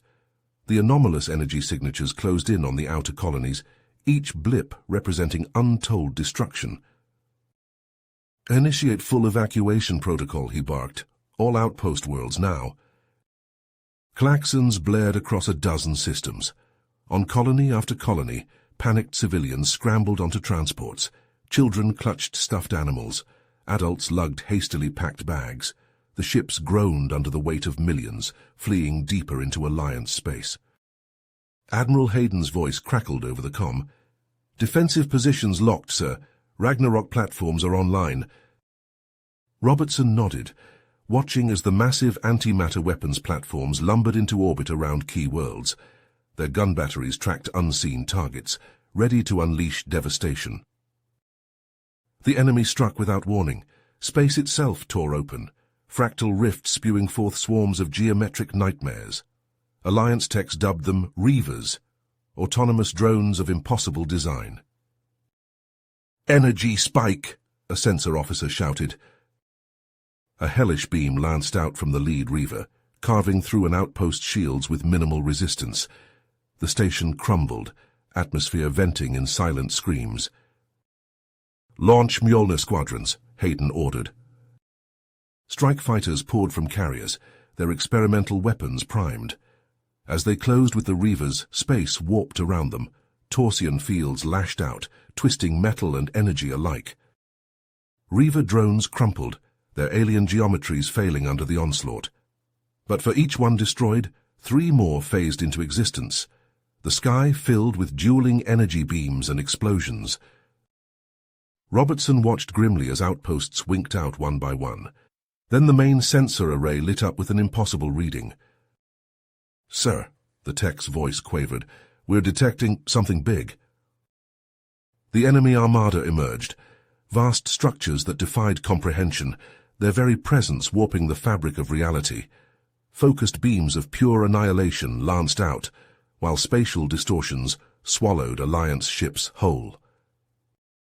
"Ragnarok silos," Robertson's voice cut through the chaos. "Fire everything!" Antimatter warheads streaked across space on multiple vectors. The detonations that followed shook reality itself. For a moment, the enemy advance halted. But the respite proved short-lived. The alien megastructures pulsed, sealing the space-time ruptures. From their flanks poured endless swarms of Reaver offshoots. "We can't hold," Hayden's voice was grim. "Initiating strategic withdrawal to inner defense spheres." As battered Alliance fleets fell back, a priority transmission cut through the static. Admiral Zara's infiltration team had struck gold. Robertson pored over the decrypted data, his blood running cold. This was no mere invasion. They faced the enforcers of a cosmic quarantine, purging all who dared to look too deeply into the universe's secrets. The ionosphere shuddered under waves of Reaver attacks. Robertson clenched his fists, knowing humanity's fate hung by a thread. Robertson's eyes darted across the tactical displays as the ionosphere's defenses buckled under the relentless Reaver assault. Sweat beaded on his forehead as he processed the grim intel from Zara's team. "They see us as contamination," he muttered, his voice barely audible over the command center's frantic activity. An analyst nodded grimly. "Yes, sir, these entities aim to purge all sentient life." Robertson's lips pursed. He keyed the comm to Dr. Katerina Volkov's elite cybernetic team. "Doctor, you're greenlit. Infiltrate and hijack. It's our only shot." Volkov's voice crackled through, cool and focused. "Understood, Commander. We're Oscar Mike." On the stealth frigate's bridge, Volkov's team strapped in. The ship's engines hummed to life, vibrating through the deck plates. "Executing micro-jump in 3, 2, 1... Reality twisted. For a heartbeat, the universe ceased to exist. Then, with a lurch, they emerged inside the alien megastructure's armored flank. Alarms blared. Through the viewports, swarms of Reaver drones converged, their impossible geometries defying the laws of physics. "Breaching teams, go," Volkov barked. Airlocks hissed open. Cybernetically enhanced operatives poured out, their augmented limbs propelling them through the void. Reaver beams lanced out, carving molten furrows in the frigate's hull. Inside the alien construct, Volkov's team fought tooth and nail. Their weapons spat hyper-velocity rounds, shredding waves of geometric nightmares.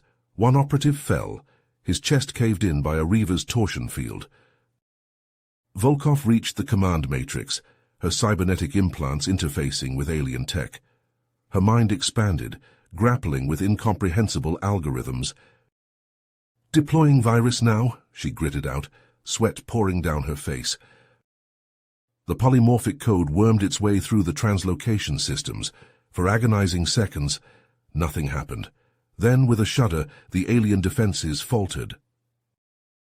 "We're in!" Volkov shouted. "Transmitting codes now." In his command center, Robertson received the data. Without hesitation, he relayed it to Zara's waiting squadrons.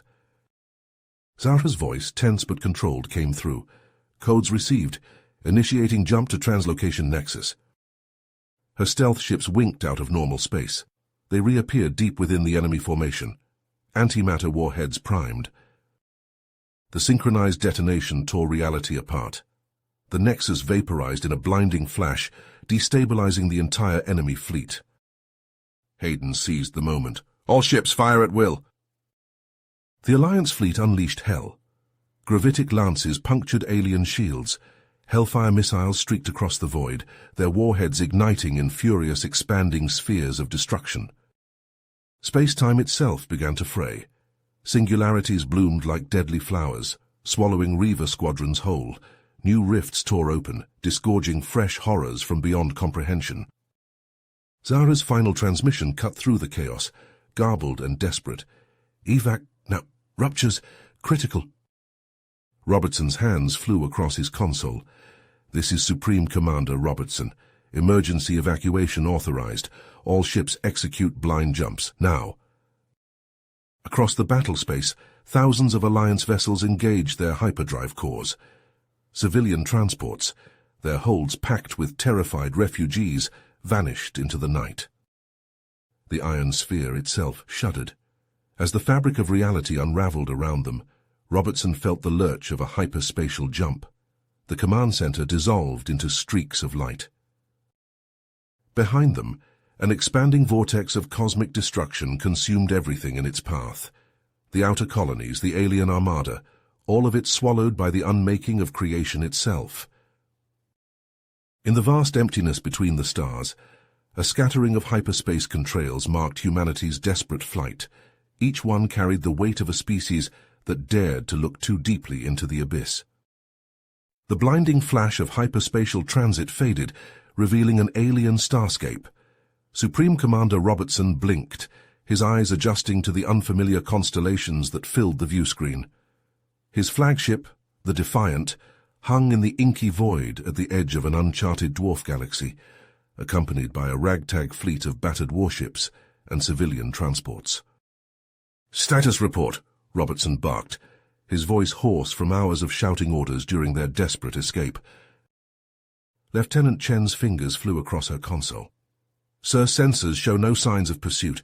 We've emerged approximately 2.3 million light-years from our last known position." Robertson nodded, allowing himself a moment of relief. It was short-lived.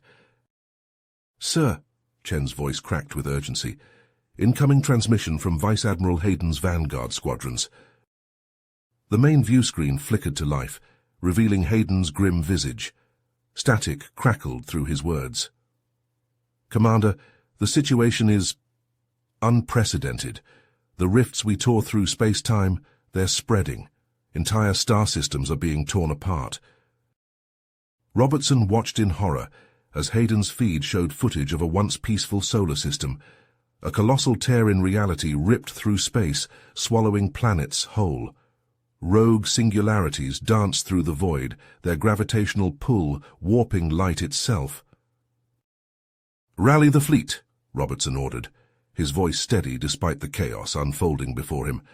"Send out encrypted hyperlight bursts. All ships are to rendezvous at these coordinates." He transmitted the data for a fortified cluster on the galactic fringe. Hours passed.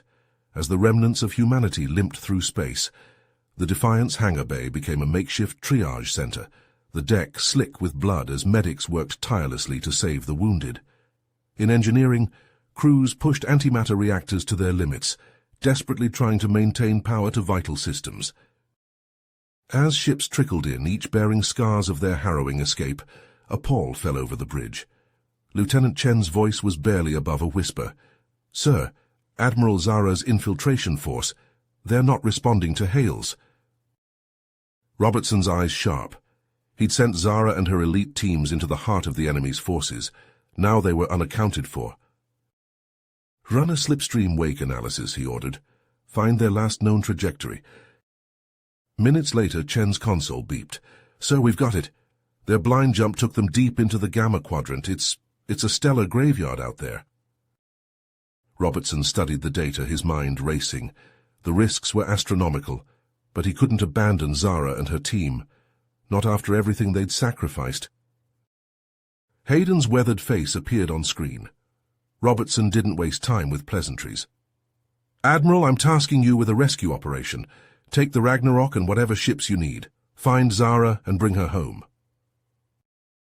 Hayden's eyes widened, but he nodded without hesitation. "Understood, sir. We'll bring them back or die trying." As Hayden's task force prepared for their perilous mission, Robertson turned his attention to the ragtag fleet assembling around him. Ships of all sizes limped into formation, their hulls scarred and bleeding atmosphere. On board, shell-shocked civilians huddled in cramped quarters, the enormity of their losses yet to fully sink in. Robertson keyed the fleet-wide comm. "This is Supreme Commander Robertson to all ships.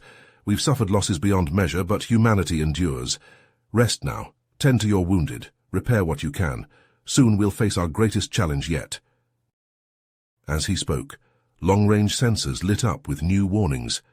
Reality itself was unraveling, and through those cracks, something was coming. Something that made the Reavers look like child's play. Robertson's eyes locked onto the tactical display as the remnants of humanity's fleet assembled around him. The weight of their fate pressed down on his shoulders, each casualty report another blow to his drive. He keyed the comms, his voice steady despite the chaos. Minutes later, they stood around a holographic projection of known space, riddled with angry red markers denoting dimensional tiers. "We're out of options," Robertson said, his voice low. "Our resources are stretched to the breaking point." Zara's cybernetic eye whirred as she processed the data. "The entities are adapting faster than we can counter. Standard tactics are useless." Hayden nodded grimly. "We need a game-changer, sir." Robertson took a deep breath. "I have a plan. It's risky as hell, but it's all we've got." He tapped a control, zooming the display to an unexplored sector. "We go beyond charted space. Find something to turn the tide." Protests erupted immediately. Zara's voice cut through the din. "With all due respect, that's suicide. We barely escaped the last incursion." "I know," Robertson said, "but look at this." He pulled up the data from Zara's infiltration team. "There are patterns here, fluctuations in the entity's transdimensional pathways. If we can disrupt them—" Silence fell as the implications sank in. Finally, Zara spoke. "My recon team detected something. Intermittent gamma bursts in an uncharted region. It could be nothing, or it could be exactly what we need," Robertson finished. He turned to Hayden. "Admiral, I want you to assemble a strike force, the Ragnarok and our best stealth ships. Your mission is to find the source of those bursts." Hayden snapped to attention. "Understood, sir. We'll chart a course through the radiation fields." As the meeting adjourned, Robertson caught Zara's arm. "I know it's a long shot," he said quietly, "but it's our only shot." Zara's organic eye met his. "Then we'd better make it count." Hours later, Hayden stood on the bridge of the Ragnarok, surrounded by a skeleton crew of humanity's finest. The vast emptiness of uncharted space loomed before them. "All ships prepare for micro-jump sequence," he ordered. "Navigate by dead reckoning, shields at maximum." Reality twisted as they made the first jump. Stars blurred into streaks of light, then snapped back into focus. A massive singularity roared past, its gravitational pull threatening to tear them apart. Jump after harrowing jump brought them deeper into the unknown. Sensor officers called out warnings as they threaded the needle between collapsing star systems and pockets of volatile energy. Finally, they breached the outer edge of the radiation zone. Hayden's voice was tense. "Deploy sensor drones, full spectrum analysis." The bridge fell silent as data streamed in. Lieutenant Chen's voice cracked with disbelief. "Sir, these readings, it's impossible." Hayden leaned over her console, his eyes widening. "My God," he breathed. "It's artificial." Before them, a binary star system pulsed with otherworldly energy. At its heart, a construct of impossible scale and complexity hung suspended between the twin suns. "All ships, raise deflector shields to maximum," Hayden ordered. "Approach with extreme caution." As they edged closer, the megastructure's true nature became clear. Its surface bristled with alien geometries, pulsing with energies that defied comprehension. Without warning, lances of brilliant energy erupted from the construct's surface. They slammed into the Ragnarok's shields, sending cascades of sparks across the bridge. As they retreated to a safe distance, sensor data poured in. Chen's voice was filled with awe and terror. "Sir, those weren't just energy weapons. They're disrupting space-time itself." Hayden's mind raced. If they could harness that power, turn it against the entities. He keyed the long-range comm. "Supreme Commander Robertson, this is Hayden. You need to see this." As the data streamed back to the fleet, Hayden knew their next move would determine the fate of humanity. The countdown to their final, bold strategy had begun. The Ragnarok's hull shuddered as antimatter beams lanced through the megastructure's defenses. On the bridge, Admiral Hayden's voice cut through the chaos. "Launch Operation Chrono Spear, now!" Sleek boarding craft shot from the Ragnarok's launch bays, their engines flaring bright against the cosmic backdrop. Inside the lead craft, Agent Zara checked her exosuit seals one final time. "Remember," she said to her team, "we've got one shot at this. Make it count." The craft bucked and weaved through a maelstrom of energy discharges and twisted metal. Debris pinged off their hulls as they closed in on their target. Zara's pilot, sweat beading on his brow, threaded the needle between two collapsing sections of the megastructure's outer shell. "Breach point ahead," the pilot called out. "Brace for impact." The craft slammed into the scorched hull. Shaped charges detonated, blowing a hole large enough for the infiltration team to pour through. Zara was first out, her armored boots clanging against alien metal as she swept her weapon across the breach. Her team fanned out, cutting lasers slicing through sealed bulkheads. They pushed deeper into the construct's guts, encountering their first resistance in a vast chamber filled with pulsing conduits. Sentinel drones swarmed from hidden recesses, their weapons spitting coherent plasma. Zara ducked behind a twisted strut as energy bolts seared the air around her. "Suppressing fire!" she yelled. Her commandos responded instantly. Streams of armor-piercing rounds tore through the air, shredding the drone's outer casings. Zara vaulted over her cover, her own weapon blazing as she led the charge toward the central control chamber. They fought their way through narrow corridors, the air thick with ozone and the screech of tearing metal. Finally, they reached the final checkpoint. Zara nodded to her demolitions expert. "Blow it!" The door vanished in a flash of light and sound. Zara's team stormed the Nexus, a cavernous space dominated by alien technology beyond human comprehension. "Secure the perimeter," she ordered. "Tech team, you're up." Cybernetic specialists rushed to the pulsating control interfaces, jacking in with a tangle of cables and neural links. Demolitions experts planted antimatter charges at key junctions, their fingers steady despite the stakes. "Download initiated," one of the techs reported, "estimating 3 minutes to completion." Zara nodded, her eyes scanning the vast chamber. Something felt off. The hairs on the back of her neck stood up just as reality itself seemed to twist. Portals tore open around them, disgorging heavily armed Saurian troops. At their head stood Xander, his scaled face twisted in a snarl. "Kill them all!" he roared. The air filled with weapons fire. Zara's team scrambled for cover as the Saurians pressed their advantage. "How long on that download?" Zara shouted over the din. Zara cursed. They didn't have 90 seconds. She keyed her comm. "Detonate the charges, now!" The explosion rocked the entire chamber. Vital systems ruptured, alarms blaring as containment fields began to fail. Zara turned to her tech team. "Override the safeties. Push it to overload." As the chrononic reactor built to critical mass, Zara activated her emergency beacon. Everyone out, now! The world warped around them as they fled through collapsing corridors. Behind them, the megastructure began to implode, reality itself buckling under the strain. Zara's team materialized aboard their extraction craft just as the construct vanished in a blinding flash of chronosynthetic energy. As they raced away from the expanding wavefront, Zara's comm crackled to life. "This is Hayden, status report." Zara allowed herself a grim smile. "Mission accomplished, sir. We got what we came for." On the Ragnarok's bridge, Hayden's shoulders sagged with relief. He turned to his communications officer. "Get me Supreme Commander Robertson. Tell him Project Valhalla is a go." Across what remained of human space, shipyards and reactor silos roared to life. The race to implement the stolen chronotech had begun, and not a moment too soon, for in the vast gulfs between galaxies, ancient and terrible powers stirred once more. The bridge of the Ragnarok shuddered violently as Admiral Hayden barked orders. "Emergency jump sequence now!" Lieutenant Chen's fingers flew across the control panel. "Initiating microjump in 3, 2, 1.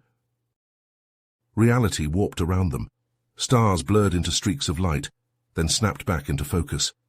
The view screen filled with the terrifying sight of a rapidly expanding bubble of chronosynthetic entropy. "Next jump!" Hayden shouted. "Push the engines to their limits!" Jump after harrowing jump, the Ragnarok and her escort ships outran the wavefront by mere seconds. Alarms blared as hull integrity strained against the impossible forces. Back at the primary fallback cluster, Supreme Commander Robertson stood in the heart of Project Valhalla's control center.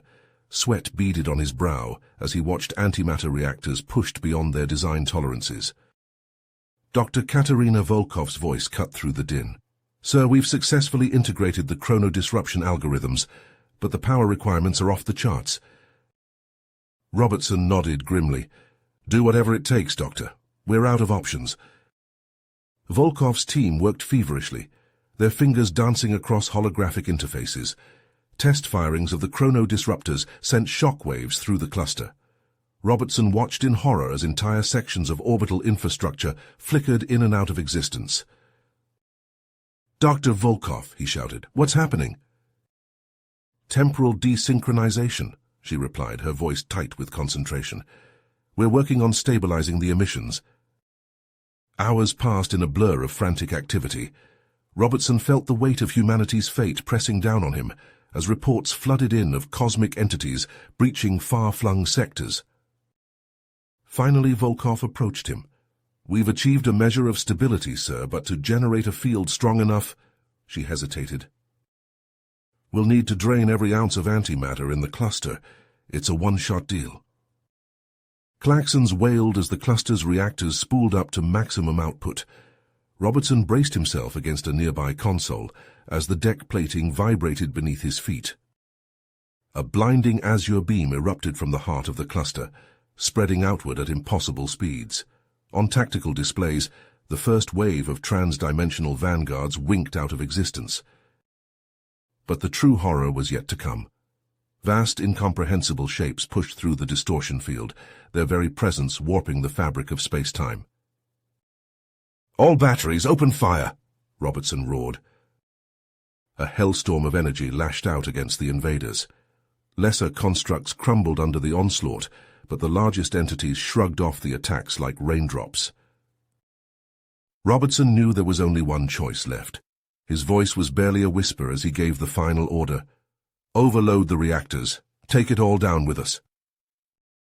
As subatomic cascades tore through the cluster, Robertson's last thoughts were of the scattered remnants of humanity, clinging to existence in reinforced bubbles of space-time.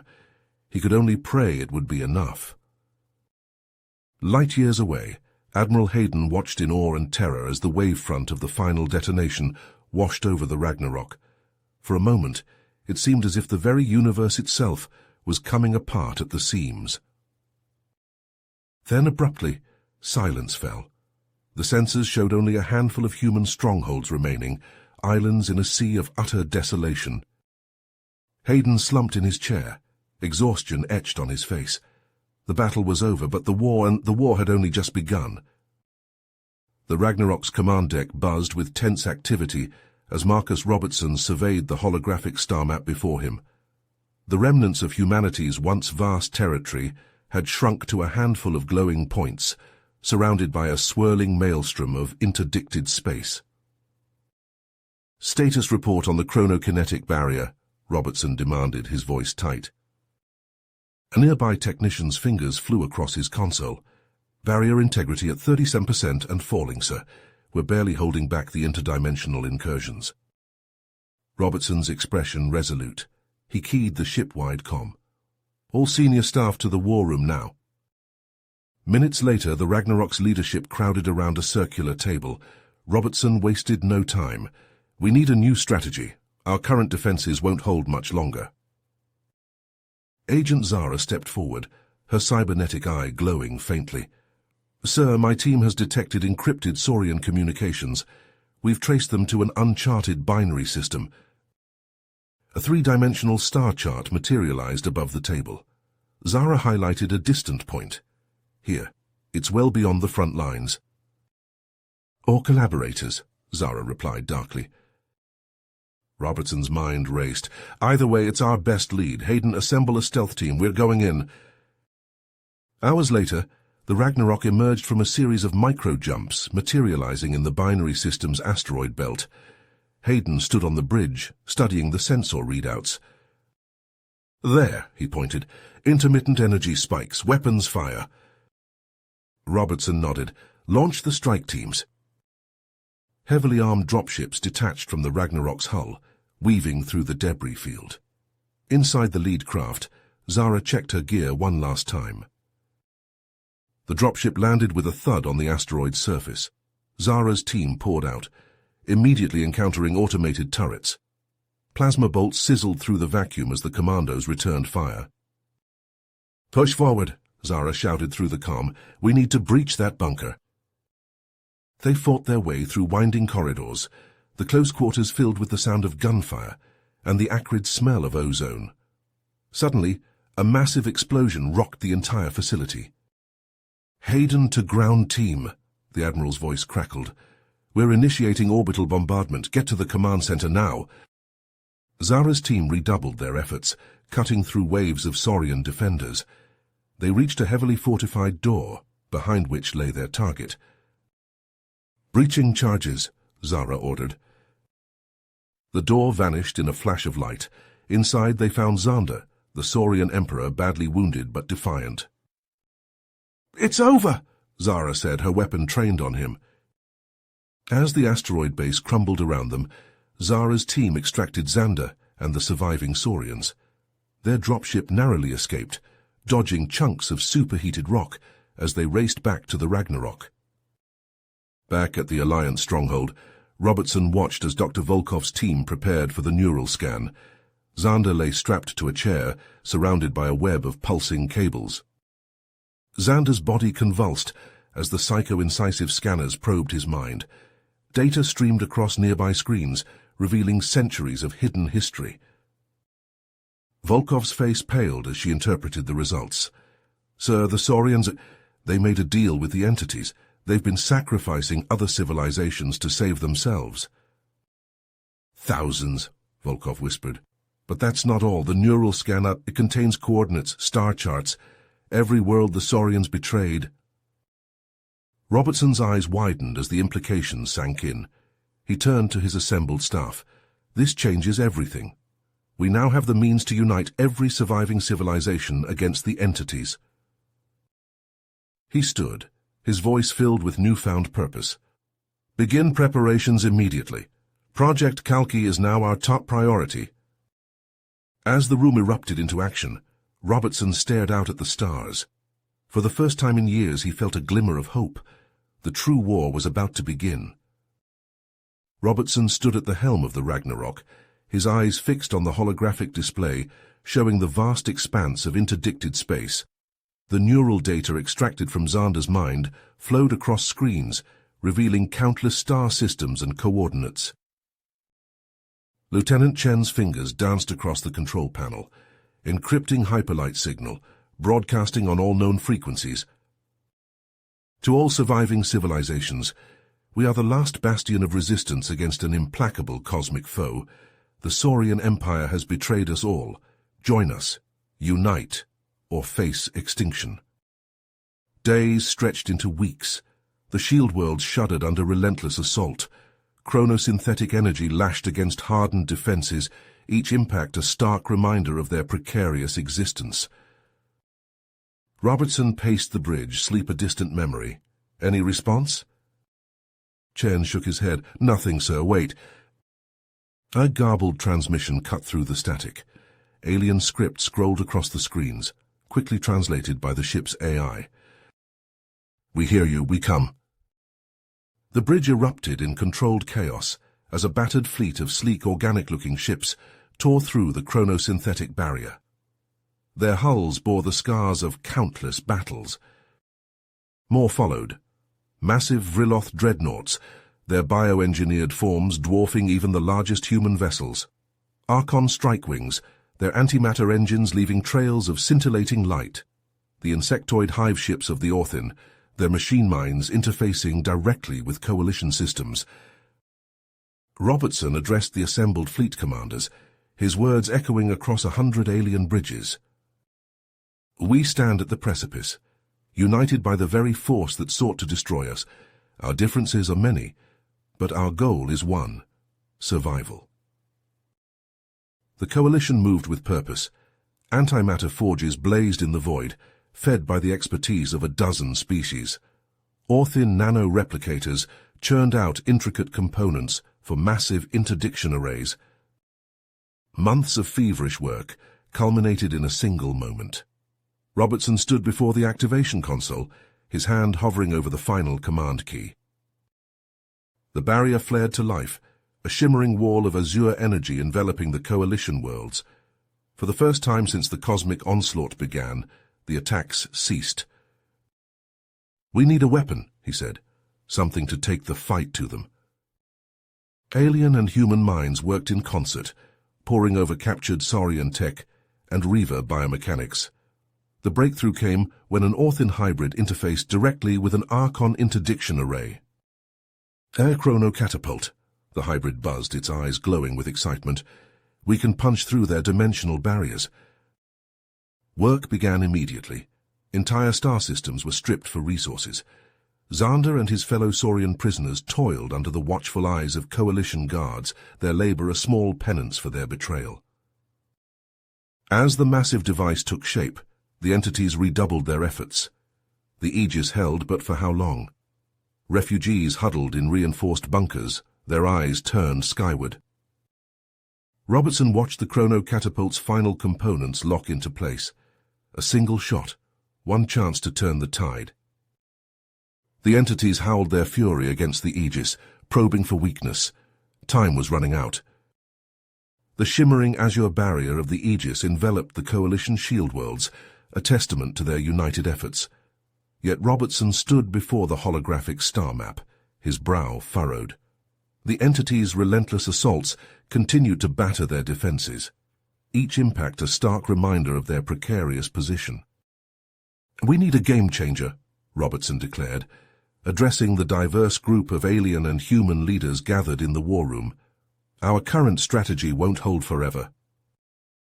He activated a secure data feed, revealing schematics of recovered Saurian and Reaver technologies. "We've been studying these for months. It's time we put them to use." The room erupted in a cacophony of alien voices and translated chatter as Robertson outlined his audacious plan. An Orthin representative, its insectoid form pulsing with bioluminescence, stepped forward. "Our hive minds can interface directly with the Archon interdiction arrays," it buzzed. "The computational potential is significant." Robertson stood on an observation deck, watching swarms of robotic drones assemble the chronocatapult's skeletal frame. Beside him, an Archon engineer manipulated a holographic interface, fine-tuning the placement of interdiction couplers. "The gravitational stresses are immense," the Archon's translated voice crackled through Robertson's earpiece, "but our calculations show it will hold." In a nearby hangar, Vice Admiral Hayden oversaw the construction of the catapult's payload. Saurian prisoners, their scales dull from captivity, worked alongside human scientists, piecing together components of mind-bending complexity. Xander, the former Saurian emperor, glared at Hayden as he input a string of data into a molecular assembler. "You have no idea what forces you're toying with," he hissed. Hayden's eyes narrowed. "Neither did you when you betrayed us all." Outside, Mjolnir fighters streaked across the Ringworld's artificial sky, their engines leaving trails of ionized particles. Pilot chatter filled the airwaves as they ran combat drills against holographic projections of extra-dimensional horrors. The fighters broke formation, unleashing a barrage of energy weapons that shredded the phantom target. Months passed. The chronocatapult took shape, its 100-kilometer span dwarfing even the largest coalition vessels. Robertson watched as the central focusing chamber, housing an artificial singularity, pulsed with barely contained power. "Bringing the core online," a technician announced, her voice tense. The chamber hummed to life, reality itself seeming to warp around its event horizon. For a moment, Robertson allowed himself to feel a glimmer of hope. That hope was short-lived. Alarms blared across the facility. Long-range sensors detected massive interdimensional flux signatures emanating from the Antares cluster. "Multiple breaches detected," a sensor operator shouted. "Sir, these readings, they're off the charts." Robertson's eyebrows furrowed as he studied the incoming data.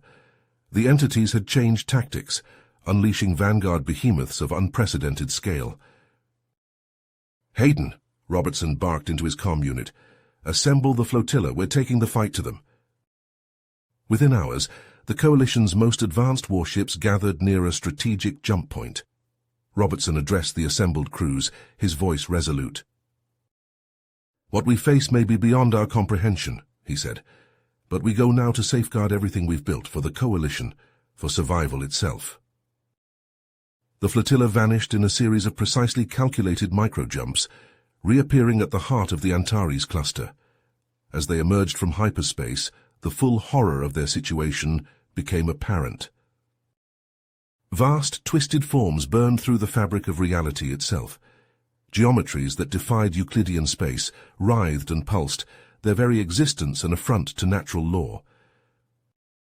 Coalition vessels unleashed their firepower, energy beams and antimatter torpedoes, streaking towards the extra-dimensional invaders. The battle for the future of known space had begun. Robertson stood at the command center of the Veyron system's Ringworld, his eyes fixed on the holographic display showing the unfolding interdiction counterstrike. Vanguard fleets blinked in and out of existence as they executed precision micro-jumps, their trajectories cutting through the cosmic fabric like surgical lasers. "Status report!" Robertson barked, his voice taut with tension. A nearby technician responded, her fingers dancing across a control panel. "Sir, the chronocatapult is operational. Dimensional ruptures detected in sectors 7 through 13. Robertson nodded, his heart made. "Commence the blitzkrieg, all ships engage at will." The command center erupted into a flurry of activity. Communications officers relayed orders to the fleet, while tactical analysts pored over real-time battle data. In the void of space, Hayden's armada surged forward. Massive carriers disgorged swarms of fighter craft, their engines blazing as they screamed towards their targets. Antimatter torpedoes streaked across the battlefield, detonating in brilliant flashes that momentarily outshone nearby stars. On the bridge of his flagship, Hayden watched as the first wave of coalition forces secured a foothold in a resource-rich system. "Begin construction of the Aegis Protocol megastructures," he ordered. "We need those interdiction perimeters up yesterday." No sooner had the words left his mouth than Orthin shipwrights sprang into action. Their bioengineered vessels extruded massive construction arrays, rapidly assembling the framework for sprawling generation forges and plasma refineries. But the entities weren't about to surrender their territory without a fight. As the coalition pressed its advantage, extra-dimensional horrors began to coalesce from the very fabric of space-time. In the Zephyrin energy cloud, Vice Admiral Zara's flotilla found itself surrounded by writhing tendrils of impossible geometries. Her flagship rocked violently as extra-dimensional dreadnoughts materialized from swirling vortexes of dark energy. "All hands, battle stations!" Zara shouted, gripping her command chair as the ship shuddered under a barrage of alien weaponry. Before she could issue another order, alarms blared throughout the vessel. "Hull breach detected," a crewman yelled. "We're being boarded." Zara's blood ran cold as she watched the security feeds. Swarms of biosynthetic monstrosities poured through gaps in the ship's armor, their chitinous forms twisting and reshaping as they adapted to their new environment. With a heavy heart, Zara made the only call she could. "Initiate inner hull purge," she commanded, her voice barely above a whisper. "May God have mercy on our souls." As the last of her crew was consumed by cleansing fire, Zara's final transmission reached Coalition Command. Robertson listened in stunned silence, his fist clenched as he gripped the edge of the holotable. "We can't let her sacrifice be in vain," he growled, his eyes burning with newfound intensity. "Prepare the Thalaron warheads. It's time we showed these bastards what scorched earth really means." Across the battlefield, Coalition ships unleashed their most devastating weapons. Thalaron energy cascaded through infested systems, scouring them clean of dimensional rifts and leaving only lifeless husks in their wake. Yet for every victory, the entities unveiled new horrors. Megastructures beyond human comprehension erupted into existence, spewing forth entropic plagues that threatened to unravel the very fabric of reality. Robertson watched as entire sectors of space collapsed into swirling maelstroms of unbound energy. His face was a mask of grim focus as he issued order after order, driving the coalition forces ever onward. "We press on," he declared, his voice carrying across every comm channel. "For Zara, for Hayden, for every soul we've lost, we will not falter, we will not fail." And so the battle raged, a cataclysmic struggle that would reshape the face of the galaxy itself. If you finished this story, please subscribe and like the video. Then leave a comment that says, "I liked the story," and I will heart every single one of them. It really helps me. Thank you for your time.